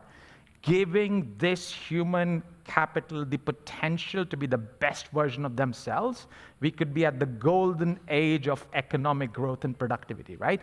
And natural capital, again, similarly depressing scenario. The stock of natural capital, whether it's carbon, biodiversity, etc., has never been as depleted as it is today. But we are so far from what it would be a macroeconomically, financially efficient corner that even marginal improvements, even if we slowed down the pace at which we were destroying natural capital, the potential to boost global growth is enormous. There has never been a bigger pool of money invested in unproductive assets as exists today through our pension funds, the Norwegian Sovereign Wealth Fund, insurance firms, etc. Most of it is inflating house prices and otherwise unproductive assets, right? Which even a small proportion of it were redeployed towards providing opportunities, productive employment opportunities, which can be facilitated much better because of the normalization of remote work, because artificial intelligence reduces the barriers to entry for a huge, huge proportion, and the productivity miracle waiting to happen, which as a side effect even if you don't use the word SDGs, will deliver on the SDGs, will deliver growth, prosperity, income, healthcare, education, aspiration, democracy, right? So imagine if we were in this situation, from a climate perspective, from a developmental perspective, but at a different time, we would be much, much worse. We are luckily in a place where technological solutions to most of the biggest challenges we face exist, and many of them are commercially viable. There has never been so much financial capital as exists today, which has both got a diversification motive and a seeking future higher returns motive to redeploy to countries with more favorable demographics and catch-up growth potential. There has never been a time where, at a global level, there has been so much potential human creativity and ingenuity waiting to be unleashed, right? So we are, structurally speaking, in the best, luckiest place we could hope to be, where over the foreseeable horizon, the solutions to our pension challenges, to our developmental challenges and the environmental challenges all lie roughly in the same direction. Let's not waste this opportunity. Well, that's a hopeful message, at least. It's for my sanity. No. So I want to put on the record that this is the best-looking, smartest crowd of people I've ever seen. Vera, what about you? I mean, what do you think we could do to encourage and nurture sort of a more greener industrialization that would go hand in hand in development in many countries as well? I think three things, and some of it is already happening. I go on record as saying that, following up on what you said, the IRA, the Inflation Reduction Act of the United States, $350 billion in subsidies. We all talk about subsidies when we talk about the developing world. $350 billion of first loss is the IRA. $350 billion of subsidies, $350 billion of venture capital was put into the United States under the Biden administration. Before that, we did not believe that battery energy storage was a reality, was a possibility, that you could actually use battery energy storage to run and power manufacturing. Within 3 years, the cost of battery energy storage has gone from $1 billion to $350. It is now popping up in every small corner of the United States of battery energy storage. As a matter of fact, I have investors from South Africa that are investing in battery energy storage in America to understand the technology so that they can eventually move it back to the United States, to South Africa, because there is a subsidy and a first loss guarantee in America. Mm-hmm. And so we need, when we talk about first loss, to move away from the idea that it's just something that is being given to those developing countries. It is actually the underpinnings of innovation, of development, if we need for it to go quickly. And I think for me, this is where I get a lot of hope, is that when we see within the 3.5 years, the huge innovation that happened in the United States, because we were able to subsidize, and yes, the subsidy was painful for many of us developing countries, because investments moved from, if you were planning to invest in Ghana and all of a sudden there's $350 billion in the United States, you went back to the United States. If you were planning to invest in Germany and all of a sudden Intel, realizes there is a subsidy in America, Intel moves to America. And so Europe decided then to give a subsidy to European factories. And so again, a new boost of innovation, of productivity. But what we now need is that the Common Border Adjustment Mechanism, which is the new sort of carbon mechanism for the world, is able to take the innovation from those subsidies and make them a global public good, so that Egyptian steel can get green, and that Egyptian steel and Cameroonian steel and Ghanaian shipping, because with the CBAM, everything that comes from Ghana into Europe is going to become more expensive because they're not using the right fuel. But we now have better fuel technology. We need to share that technology. If we share the technology, it's going to happen much faster, and the developing world is going to come together. And then we don't need trillions. We need maybe hundreds of millions, because we've shared the technology. So for me, I really believe, and I think the story around green does not have to be a story that says be green because it's good. Be green because it's profitable.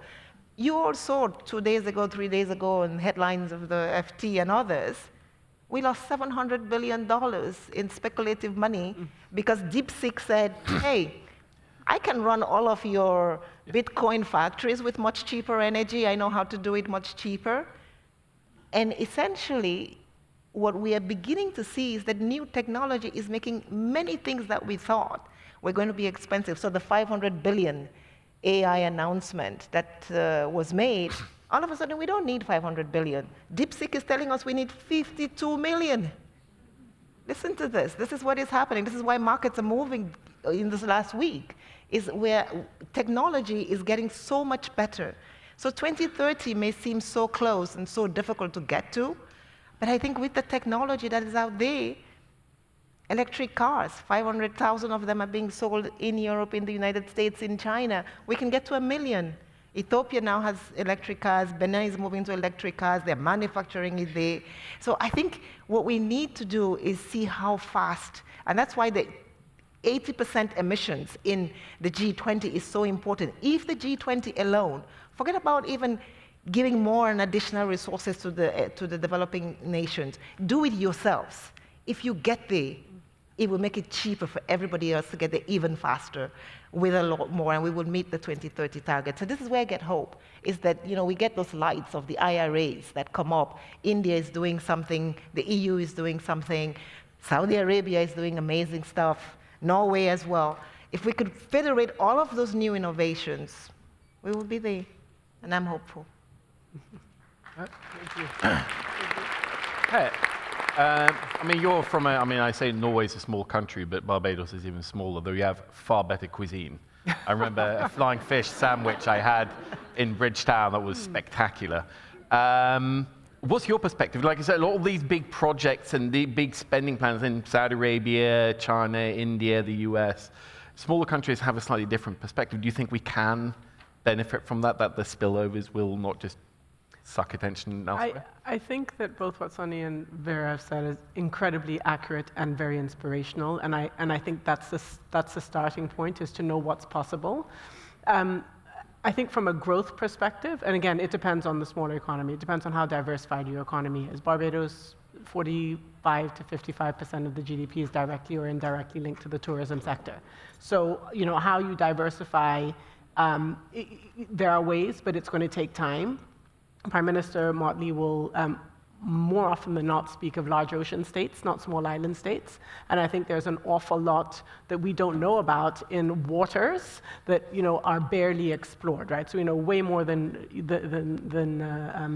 about land than we do about water.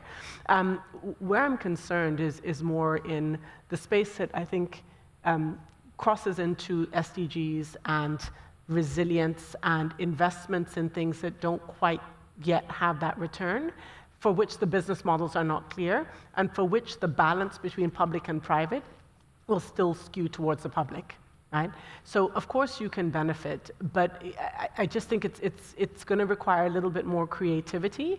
And my worry is that in the time it takes us to become creative, these economies are incredibly fragile, incredibly fragmented, cost of everything is expensive, of labor, of logistics, of just getting anything from A to B, and we don't have the scale. So, yes, we will benefit from the IRA for sure, but how do you bring the right developers at the right time when your markets are 70, 80, 200,000 people? So I think there's another dimension that we have to look at. It's not just for small islands. This is for small landlocked countries in Africa. This is for countries in the Pacific. But I think that is an additional dimension that has to follow. Just one last point, because I realize we're over time, that Sunny mentioned, which is of deep concern to me, and that's the nature side. All of this technology has an impact on the planet, and it has an impact on the communities that are in those extractive natural capital spaces. And how long before we develop a system, a trading system, governance, rules, regulations, which really allow the development trajectory of these countries, of our countries, to benefit? And that includes in the tourism sector. It's not just about extracting cobalt. Absolutely. This is the extractive nature of an industry, any industry that needs to grow. That could be cruise ships, right? That could also be deep sea minerals. How do we switch our minds away from growth, climate, like again, silos? There's an interconnected system, and nature is at the center of it. And if we maximize on one, emissions, but don't optimize the full equation, we're going to be paying for it eventually. Yeah. Well, I think it's a great note to end on. I also managed to get through without coughing, but thank you very much. Sorry, Naveed, I have probably like 50 more questions. I think I sent over some of them. We're looking at but we are now over time. But thank you very much for your patience, and yes, please, you have to go through the panel.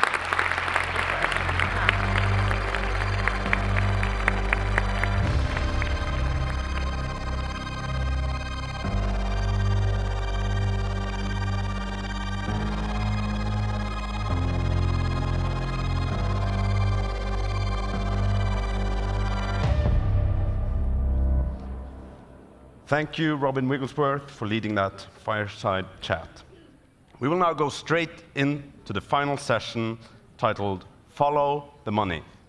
In this session, we will look into the different sources that can generate the finance needed for development. But first, we want to hear from you again. You can see the Slido. Please find your phones one last time and answer the following question. Who should pay for achieving the SDGs?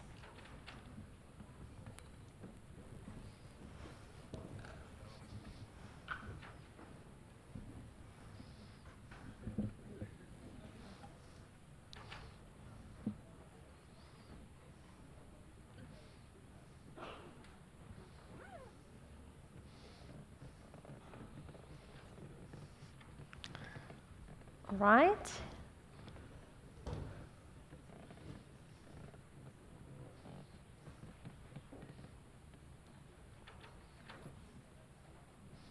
All right, so these are your results. We asked the Norwegian population the same question in a survey. We'll take a look at their answers as well.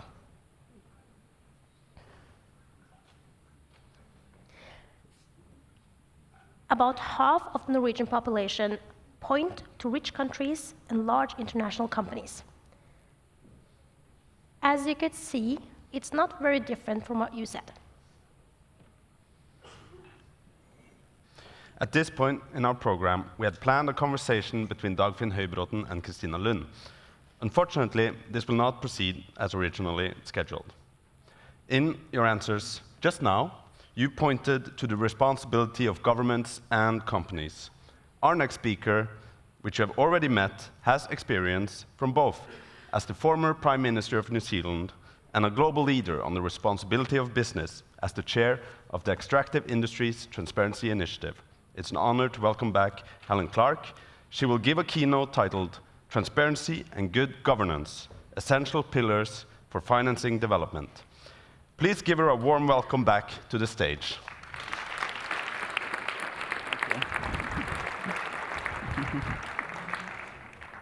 Well, greetings, everyone. The risk of speaking in the last session is that everything which could have been said has been said. But a great deal of the debate today has been about global public finance, and I applaud all efforts to develop new approaches to that, including global public investment, which has very significant potential if we can keep the spirit of global solidarity alive, and also including the Bridgetown Initiative, which demands reform of the international financial system. And we heard strong hopes from the representative of the UN, Naveed, about what the conference in Seville might deliver on that. My recollection of the Addis Ababa Action Agenda of 2015, and I was at the conference in Addis Ababa as head of UNDP, was its call for the mobilization of all possible sources of financing for development, domestic and international sources, public and private. And I always used to add to that mantra, developmental and environmental finance, given what was already then the growing importance of climate and environmental financing instruments. It was already very clear at Addis Ababa that official development assistance in the form of north-south grant transfers was forming a relatively small proportion of the overall volume of financing required for development. But nonetheless, it remained then, and does now, an important source of support, especially for the least developed and low-income countries and populations, and increasingly in being recognised for the catalytic role it can play in a wider range of settings. In my view, that also includes support for improving governance practices. So now the member states are being called on to update the Addis agenda. And 10 years on, there's new challenges and there's old ones that have been exacerbated. Among the new, the fiscal strife caused to economies by the COVID-19 pandemic, the much higher levels of debt in the lower middle income countries, and the even more urgent need to fund adaptation to and mitigation of climate change. In all of these circumstances, all possible sources of finance and innovative approaches to raising and allocating capital have to be drawn on. But my focus today really is on domestic resource mobilisation, especially for the resource-rich countries. And I am speaking wearing that hat as chair of the Extractive Industries Transparency Initiative, EITI for short, which is headquartered here in Oslo. EITI provides the best practice governance standard for the extractive sector. That standard is being implemented by 55 countries, half of which are in Africa. Africa has embraced the initiative and embraced its core aim of seeing that the benefits of extracting natural resources actually flow through to citizens through increased revenues for countries, which can in turn be invested in human and sustainable development. More jobs, sustainable growth, and higher levels of investment are the virtuous cycle which can flow from good extractive sector governance. But of course, a virtuous cycle doesn't just happen. It has to be invested in.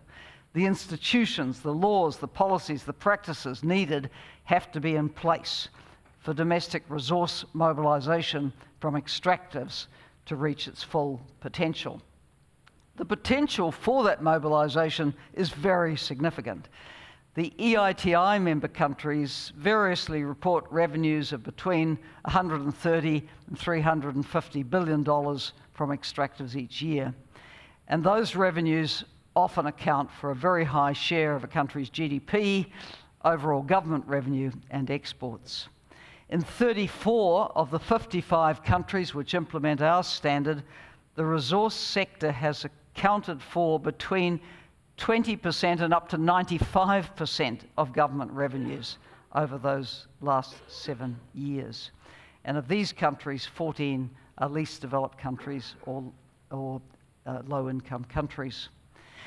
When the EITI was launched over 2 decades ago, in the early 2000s, it was apparent that the extraction of natural resources all too often was not a driver of inclusive development and domestic resource mobilisation, but far too often a driver of corruption and illicit financial flows. And so through the EITI and now through its standard, a range of reforms has been driven to address those challenges. And those reforms have spillover impacts which extend beyond extractive sector governance. Among the reforms we would say are necessary and which countries implementing the standard embrace are making transparency across the resource value chain the norm, not the exception, the norm. EITI requires full disclosure of extractive sector contracts, licensing, beneficial ownership and payments, so essential to fighting corruption. We require legislative and policy reform to achieve that. Implementation capacity is needed. And these are areas where catalytic development assistance can play a good role. Where there are state-owned actors in the extractive sector, there is often not so much transparency and accountability, but there are good examples of state enterprises in countries north and south which do operate transparently, commercially and profitably, and are examples of good practice. We also emphasise optimising domestic resource mobilisation through improving tax policies. Illicit financial flows and other practices which undermine taxation, such as base erosion and profit shifting, which I referred to earlier, have to be identified and addressed. I recall a very useful initiative which UNDP and the OECD collaborated on some years ago, called Tax Inspectors Without Borders. And it aimed to support countries to build the skills to collect the tax they should have been being paid.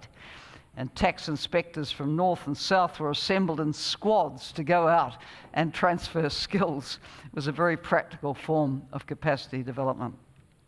We also promote transparent budgeting, as public revenue collection and spending can be quite opaque and inefficient. And we say the public's always entitled to know where the money's come from and where it's going to. We call for transparency not only at the central government levels, but also at the sub-national levels too.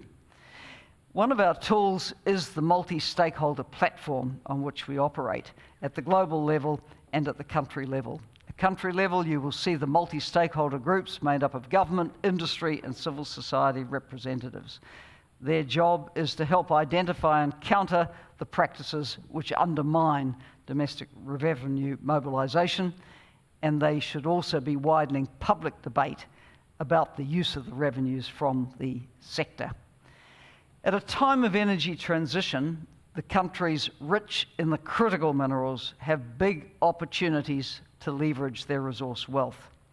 But there's also significant risks.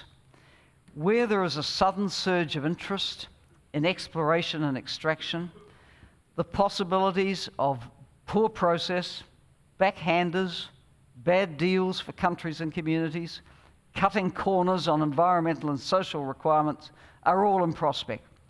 And good governance of the sector is absolutely vital to mitigate those risks to sustainable development and resource mobilisation. The recent report of the UN Secretary-General's panel on critical energy transition minerals concludes that the pathway for the resource-rich countries to developing more resilient and more diversified economies requires deliberate and sustained policy efforts on value addition by building domestic industries. Without that, many countries will risk perpetuating a cycle of low-value resource extraction, vulnerability to price volatility, and low revenue returns. So, to conclude, we're in the lead up to Seville at the end of June. There is an opportunity to build a new financing framework relevant to the challenges countries face today. Effective domestic resource mobilisation is critical to that. And for the resource-rich countries with the critical minerals, this is an opportunity not to be missed. But it's also critical to get in place the institutions, policies, practices, and capacities to make that happen. Thank you very much.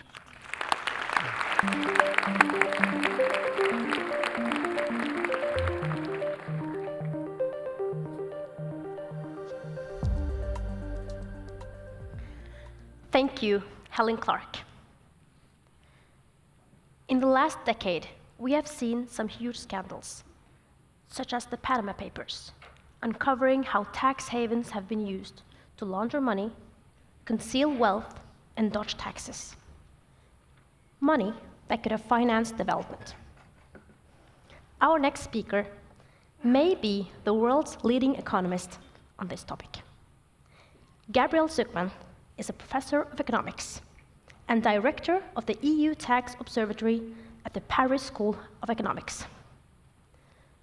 Their research is breaking new ground, as well as giving input to decision makers such as the G20.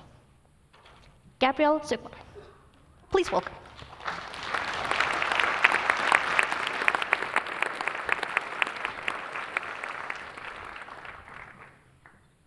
Thank you. Thank you for your presence, and thank you so much for having me. So today I'm here to talk about the T word, the terrible T word, taxes. And why taxes? Well, because tax revenue are really key to fund the public goods and the public services that are the engines of economic growth. Or to put it more simply, taxes are essential for development. And that's perhaps one of the main lessons from world economic history. How have rich countries become rich? They've become rich through mass investment in high-quality education for all, through mass investment in high-quality healthcare for all, through mass investment in high-quality public infrastructure. And for all of these investments, you need tax revenues. Now, to be sustainable, a tax system, as you know, has to be fair. And what this means in practice is we have to ensure that those individuals who have a higher ability to pay taxes than others do in fact pay more taxes than the rest of the population. So we need a progressive tax system. A progressive tax system, in fact, is a key pillar of democratic societies.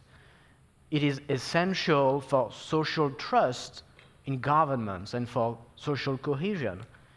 It is essential to keep wealth concentration in check, and it is also essential to distribute fairly the gains from globalization. Now, the problem that we have today is that there's a growing body of evidence that shows that the super rich pay much less tax, all taxes included, relative to their income than the rest of the population. So this is what the graph here shows, and I just want to take 1 minute or two to make sure that everybody understands what's shown here. So on the x-axis, you have the different income groups of the population. So P010 is the 10% of individuals with the lowest income. P1020 is the next 10%, the next decile. And as you move to the right of the axis, you get to wealthier and wealthier people with a zoom on the super rich on the right, all the way up to dollar billionaires. Okay, so you rank people by their economic resources. And then on the y-axis, you have the effective tax rate of these different income groups when you include everything, all the taxes that exist, sales taxes, income taxes, corporate taxes that are assigned to the owners of corporations, wealth taxes when they exist, everything. Okay, so studies like that using high-quality data and comparable methods have been conducted in a number of countries. Here I show 4 countries, but there's ongoing work in many more countries. And in all cases, what appears clearly is that the super rich have the lowest effective tax rates of the population. In countries like France or the Netherlands or Italy, billionaires in effect pay half as much in tax relative to their income than their secretaries. That's the situation today, and this is also true in Norway. There's work that we're conducting with my colleagues, Marius Ring and David Syme, that shows very similar results for Norway. So where is that coming from? This comes from the fact that the super rich can relatively easily avoid the income tax, which in principle is the pillar of tax progressivity. And I'm not going to go into the details, but the way it works is quite simple at a high level.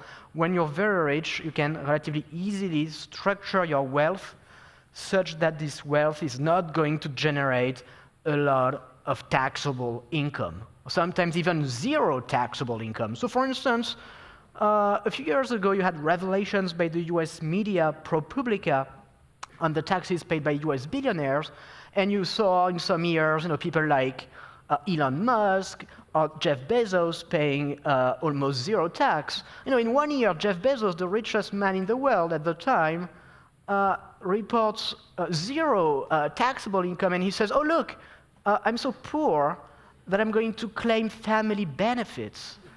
And he receives, family benefits because he has zero taxable income. So that's the graph, here. That's what the graph here shows. It's just the same as the first chart, but just looking at the individual income tax. The individual income tax for most of the population is progressive.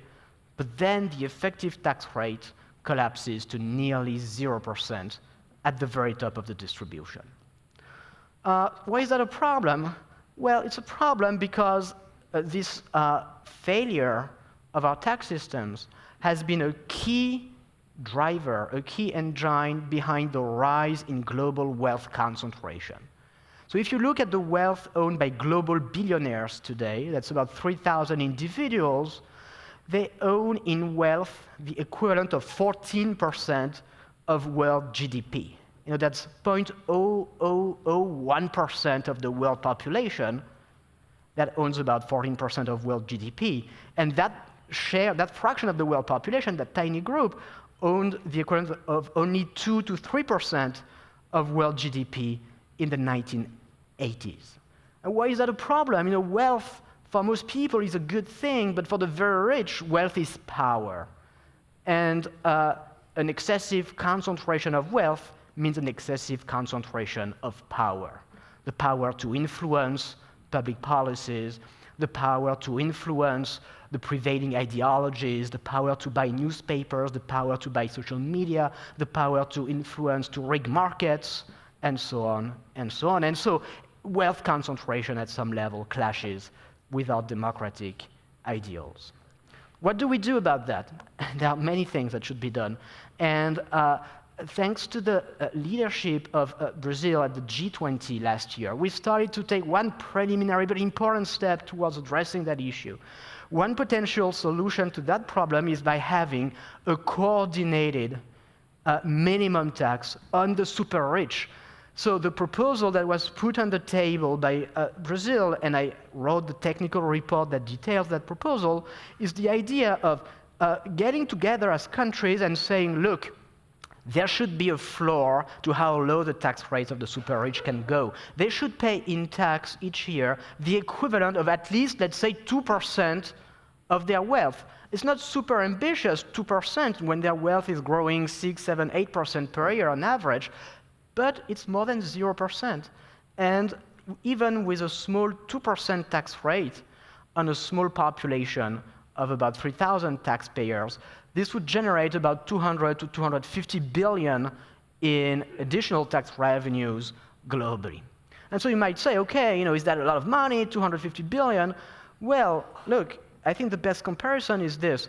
According to the best estimates that we have, developing countries need an additional $500 billion in tax revenue each year to face the challenges of climate change. Now, we can get half of that with just this modest 2% minimum tax on the world billionaires. 2% is modest, but why 2%? You know, the idea is to say, well, we should make sure that our tax systems are not regressive. Of course, there's a debate, an important debate to have about the proper degree of tax progressivity. It's a complicated thing. I know it's easy to overshoot or to undershoot. But I think everybody at some level agrees that it shouldn't be possible for the wealthiest individuals to pay less than other social groups.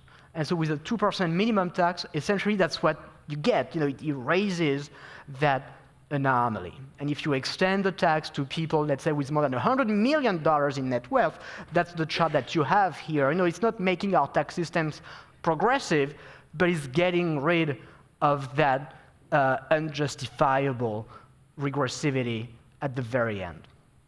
Let me just conclude by saying that a coordinated minimum tax is a powerful and, in fact, the most effective option to safeguard the progressivity of our tax systems today. And what is most important to understand is that such a tax has become possible today. It has become possible in part because of past successes in international economic coordination.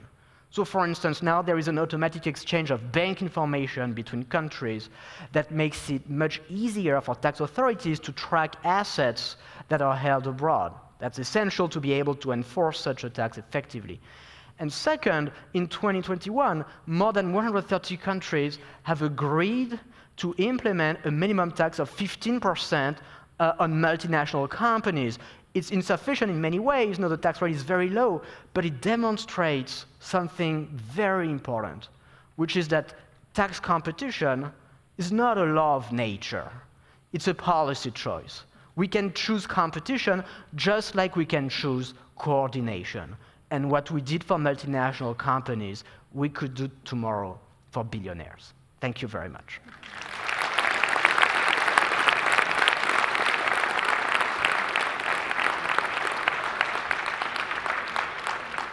Thank you. Thank you.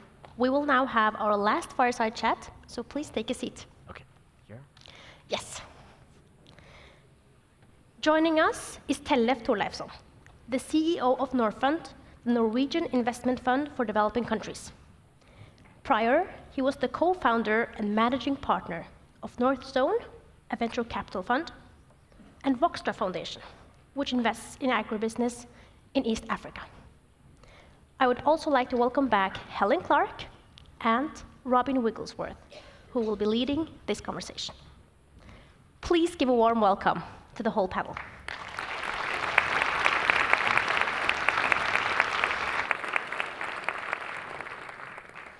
Sorry, I'm back.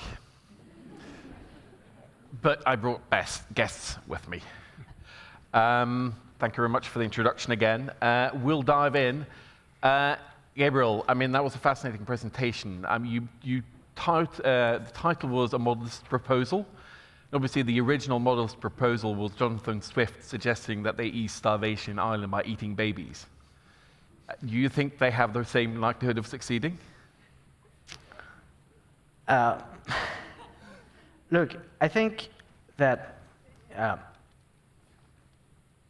there are reasons to be optimistic. What are the fundamental reasons why we should be optimistic about the feasibility of this type of proposals? Number one, it's hugely popular.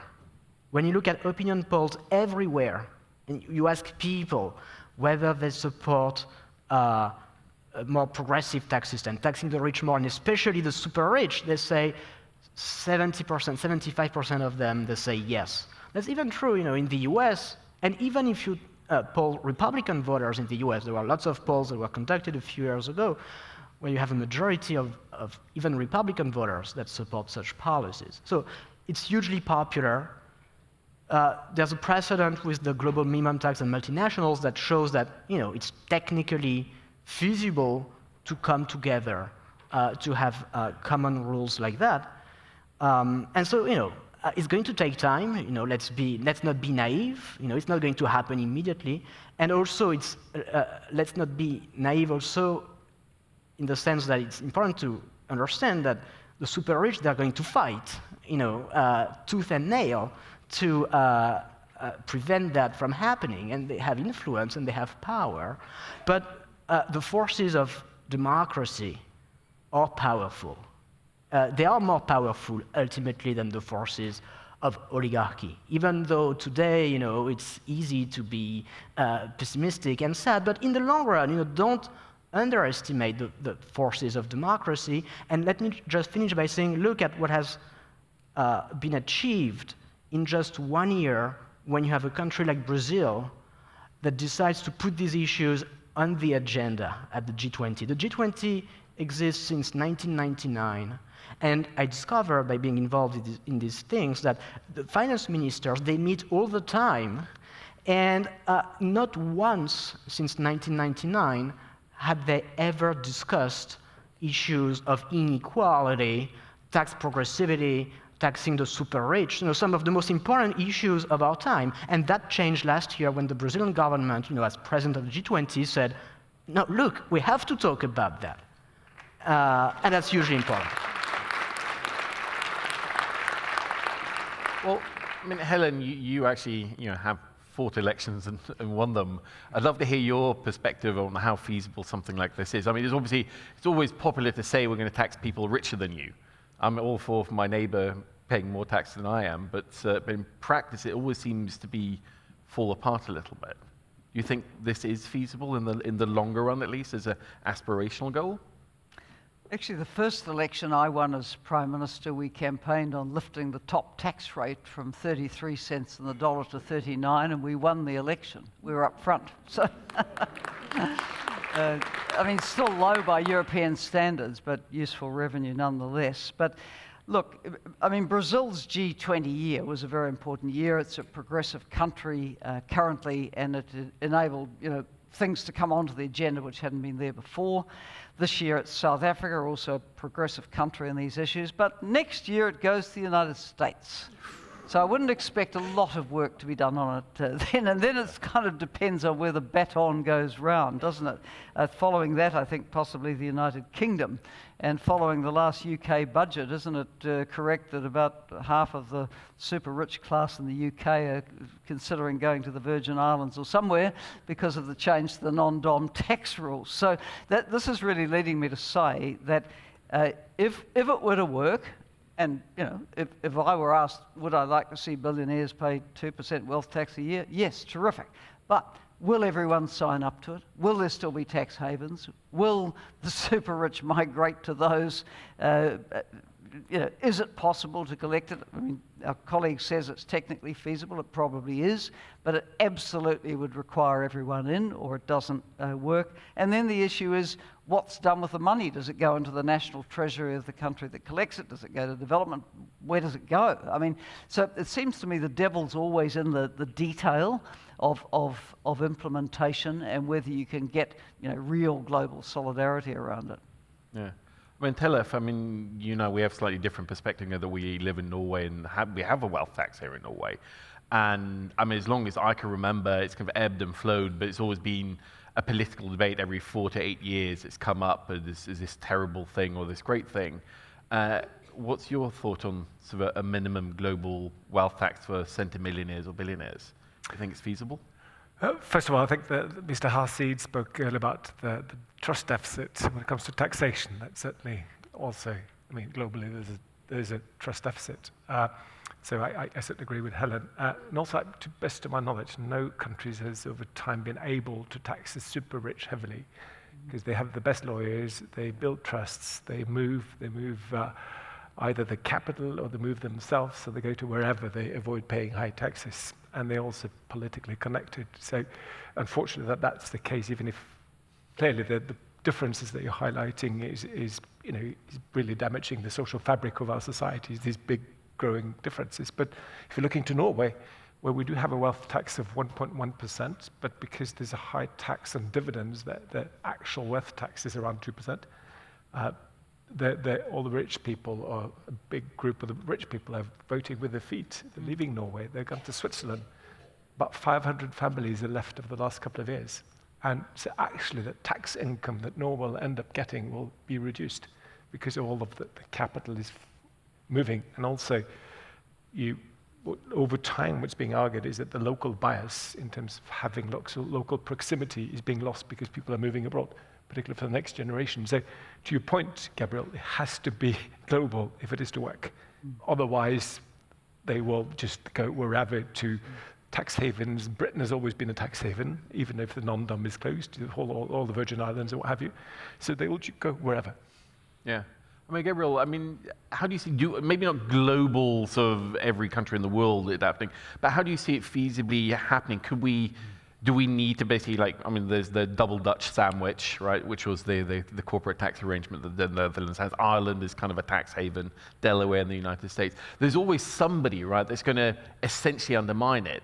And we don't need sort of it doesn't need to be a Singapore or something like that. There's always some country that will figure it can feather its own nest on other countries' tax policies. It's, the view that you've expressed is widely held, but respectfully, it's wrong. It's just not true that you can only tax the rich if it's truly global. It's not true because, again, tax competition is not a law of nature. Today, the way things work is that, okay, if someone has become a billionaire in Norway, or in France, let's say. Let's not use Norway. Let's take France. Someone has become a billionaire in France and now decides to move to a tax haven. what France does is it says, okay, great, you're moving, and so we are going to stop taxing you immediately after you've moved. That's the choice that most countries do today. But of course, you can make other choices. You could say, oh, look, if you've become a billionaire in France and now you decide to relocate to a tax haven, we're going to keep taxing you. Why? Because, well, of course, if you've become a billionaire in France, it's because you've benefited in part from infrastructure and education and what have you. And so there's just no natural right to then leave and have nothing to pay anymore. And so we could make those other choices. Meaning that in that case, if a country were to not implement the agreement and try to attract billionaires like that, it wouldn't work because the countries that do implement the global minimum tax or the coordinated minimum tax would just keep taxing their rich people who would move to those tax havens. By the way, this is how it works also for the minimum tax on multinational firms. That's what's really important in this minimum tax on multinationals is that there is a set of provisions that say that if some countries choose not to tax their multinationals, then the other countries will tax them on their behalf, will collect the taxes that non-participating countries choose not to collect. So there are all sorts of mechanisms like that that you can implement to curb the forces of tax competition. But are you imagining something like, how the US taxes citizens globally, wherever they are, that more countries should do something similar, and that eventually, yes, if you decide to give up your French or Norwegian or American citizenship, then maybe you are able to extricate yourself. But fundamentally, it's a tax that follows citizenship, and most people might be willing to move to Switzerland, but they still want to keep the Norwegian passport. Yeah, look, the way the US does it is one way, having taxation based on citizenship. I don't necessarily think it's the right way. What I propose is not that. What I propose is that, if three conditions are met. One, you've become very rich in a country. Second, you've spent a long time in that country. You've been a long-term tax resident. You've lived for 40, 50 years. And three, you decide to move to a tax haven. Then the country where you've built your wealth should keep taxing you. It's not a matter of citizenship. It's a matter of the duties that you have towards the country where you've become extremely wealthy. And so renouncing citizenship doesn't make any difference, in that system. You can't game the system like that. And at a higher, level, billionaires derive their wealth from owning shares in multinational companies that have access to global markets, that make sales in many countries. And those countries, fundamentally, those consumption markets, they have the power to say, oh, look, if you, Jeff Bezos or Elon Musk or what have you, you don't pay taxes in your home country, we will tax you if you want, or the companies that you own want to keep having access to our markets. Well, it makes sense, yeah. Speaking of the sort of minimum corporate tax, because it's a good example of how we can forge these global agreements sometimes, that these aren't laws of physics, they're kind of man-made systems, and we can tweak them if there's enough will. But still, the case that for me I found hilarious was when the EU forced Ireland to accept money from Apple in back taxes. And Ireland fought, it's no, we don't want those. What was it, 80 billion euros or something insane? It's literally leading to Ireland's credit rating being upgraded because they suddenly had this massive windfall they were forced to take. But there will always be countries like that, won't they? That will give citizenship. I'm thinking, frankly, I used to cover the Caribbean, and there are countries there that sell citizenship for investment, for example. But what you have to understand is that this development model that's founded on tax competition is fundamentally unstable. It only works as long as other countries tolerate it. It's a bit like, oil extraction, natural resource, let's say oil extraction. It can make you rich for, quite some time, but it's not sustainable in the very long run. And in the case of tax competition, why isn't it sustainable in the very long run? It's not sustainable because it's inherently negative sum for the world as a whole. for the countries that play the game of tax competition, it pays off, like Ireland. Okay, they get tax revenues, and even when there's a fine, they get the proceeds of the fine. That's absurd, but it pays off for them. Big problem is that from an EU perspective or from a global perspective, it's negative sum because the taxes that are avoided by companies by shifting profits to Ireland, they reduce government revenues everywhere, and they fuel inequality. Okay? And so at some point, other countries are going to say, stop. This is enough. And once they start saying stop, then they take measures like the one I was describing. If you want to keep having access to our market, you will have to pay more taxes with us, and this development model founded on tax competition collapses. Yeah. Well, I want to switch tacks a little bit towards some of the stuff that Helen talked about, mostly also because it's in a way of maybe provoking people here in Norway. But sort of how countries that have large extractive hydrocarbon-based industries, what we're talking about, there are clearly opportunities. There are lots of challenges around it as well.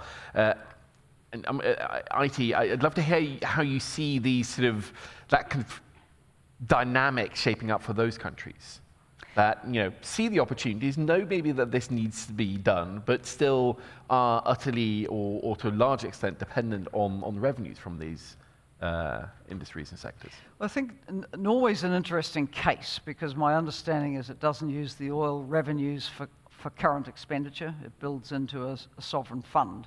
So at the point when, well, more or less, at the point when the demand for Norwegian oil and gas is gone, it's had the opportunity to build up a big sovereign wealth fund and presumably diversify into other areas of activity as well. What Norway's potential is for critical minerals or whether the environmental and social impacts of taking those up would be tolerated, I don't know.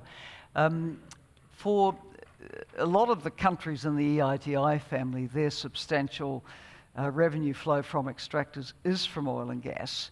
And we have updated the EITI standard to include reporting requirements related to energy transition. And the point of that is we generate a lot of data which can help for revenue forecasting and planning.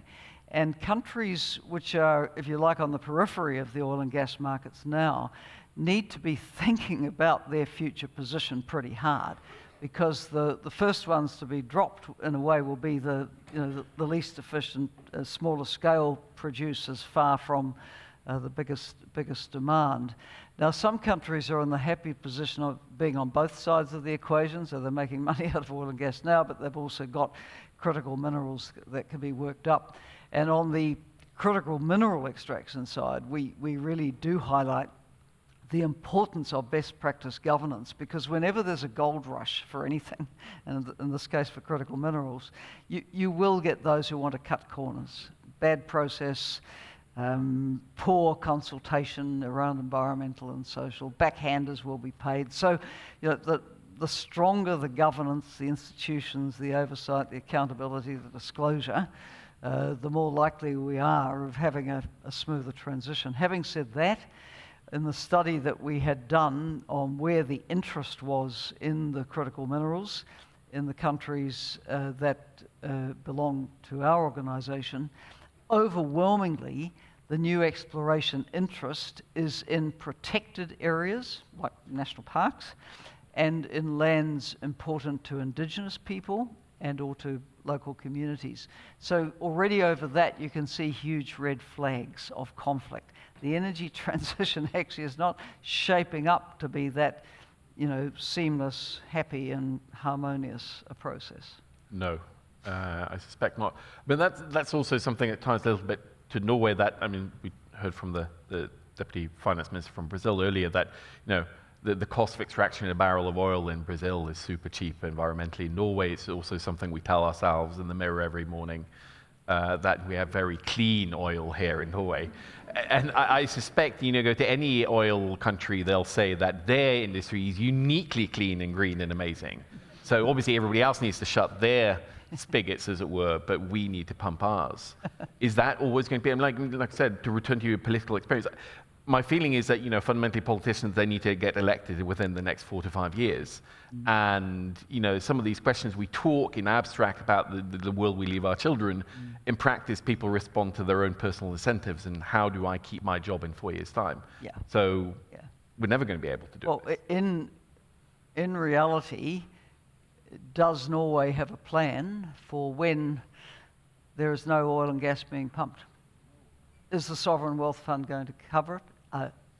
Is the investment in different forms of economic activity sufficient to carry you forward? I mean, these are real life debates, and these are debates not just that Nigeria or Gabon or Guinea should be having, right? The debates that every oil producer needs to be having. What is your future plan when these revenues don't flow? Because there will come a time when they don't. Well, Tellef, you obviously look outside of Norway primarily with your job. I'd love to hear your perspective, as a Norwegian, on this and how it also plays out in some of the countries that Norfund invests in and helps. First of all, Norad, I'm Norfund. Norad is running a program called Energy for Development, where they try to bring on the best practices for Norway and the way they've been taxing oil onto some of the resource-rich countries in Africa and other places, and that's been very welcomed. And some of the ways they've been balancing the taxation of the big oil companies in a manner where you can get as much as possible, it's been seen as being very important. When it comes to what I do, I'm in charge of Norfund, which is a development finance institution. We're investing in developing countries, so we're not giving aid, but we're investors. The domestic resource mobilization, which is a tricky term, by the way, it's all about tax, basically. We focus very much on making sure that our companies are paying local tax. It's important for us, and we're seeing that our companies in total are paying almost as much tax as we give in development aid, just because that aspect is incredibly important, being able to take in the taxes for the companies in the countries we're into, particularly where they're weak governance structures. So that's where we come in that sense, on the tax side. Yeah. What is the outlook? I was reading one of the reports that I think Memon made for NORAD on Norwegian FDI, for example, and in stock it's pretty sizable, but most of it's in Brazil, and I think something like 80% of it's in sort of higher mid-income countries, and low-income countries actually get 2% in Norwegian FDI. And that seems to be played out and actually getting worse, right? Yeah, but those numbers are very skewed because Norway being so big in oil and gas, it's very much about once Equinor has been investing in Brazil and Angola and these places. Those numbers, to me, are hard to read. But leaving that aside, if you look into the FDI flows, FDI meaning foreign direct investments, how much is actually being invested in our part of the world, and meaning, for instance, in Africa, if you're leaving the volatile COVID years aside, it's been very flat. It hasn't been increasing. And from 22 to 23 in Africa, it was going down by some 2-3%. 24 numbers are not out yet. The total capital flows in terms of foreign direct investments to the whole African continent in 2023 was about $32 billion. That's about the same as Spain or UK achieved in the same year.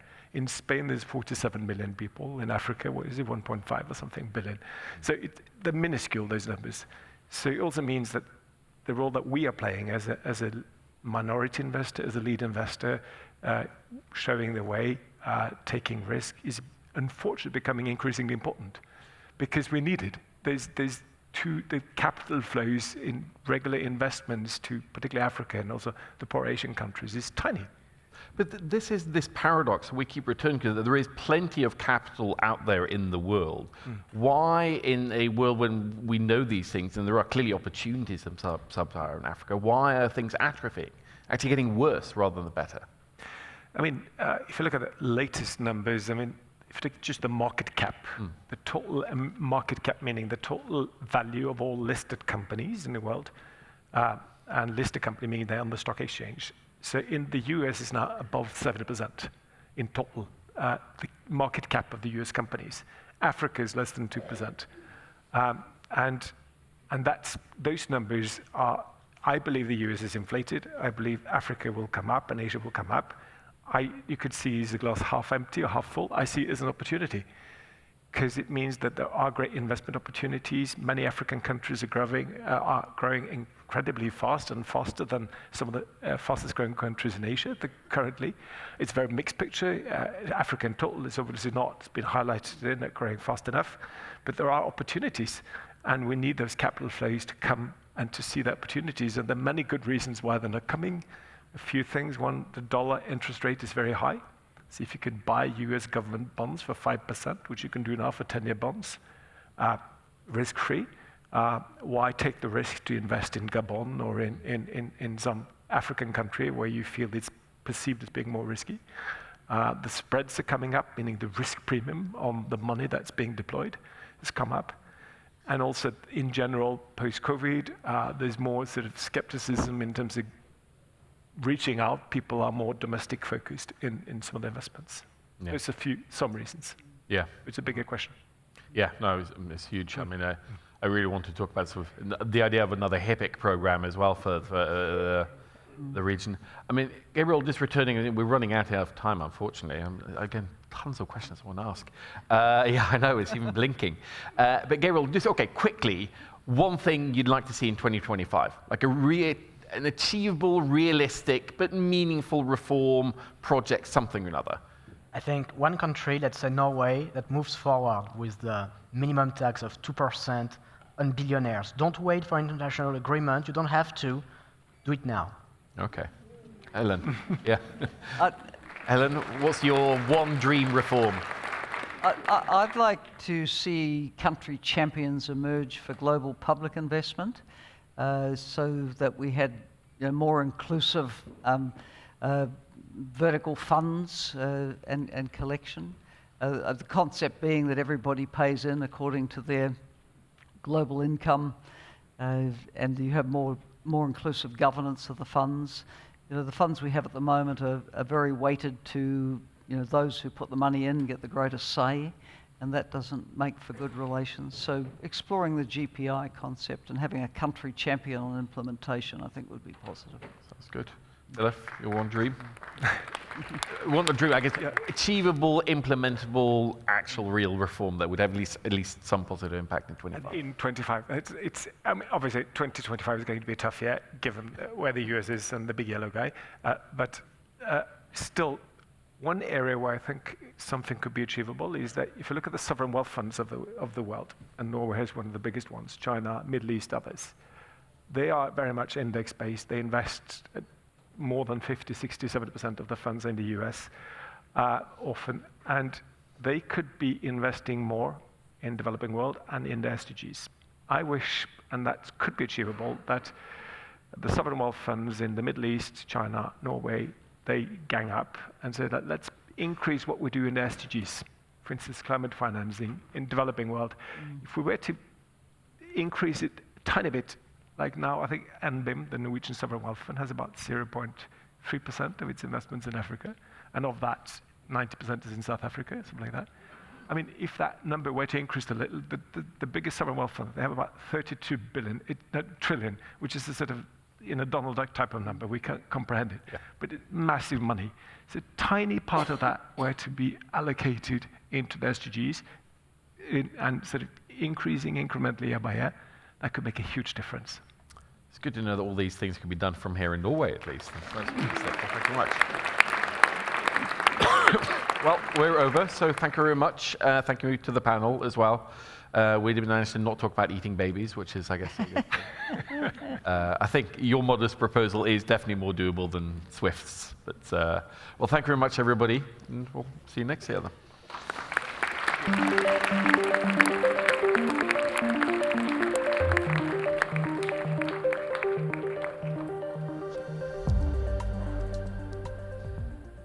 Thank you, Robin Wigglesworth, for guiding another great discussion. This morning, we asked you about your hope. Sometimes having hope can be seen as something naive. I think hope is the will to look for opportunities to make the world better. We hope we can make a difference, but we also need hope to make a difference.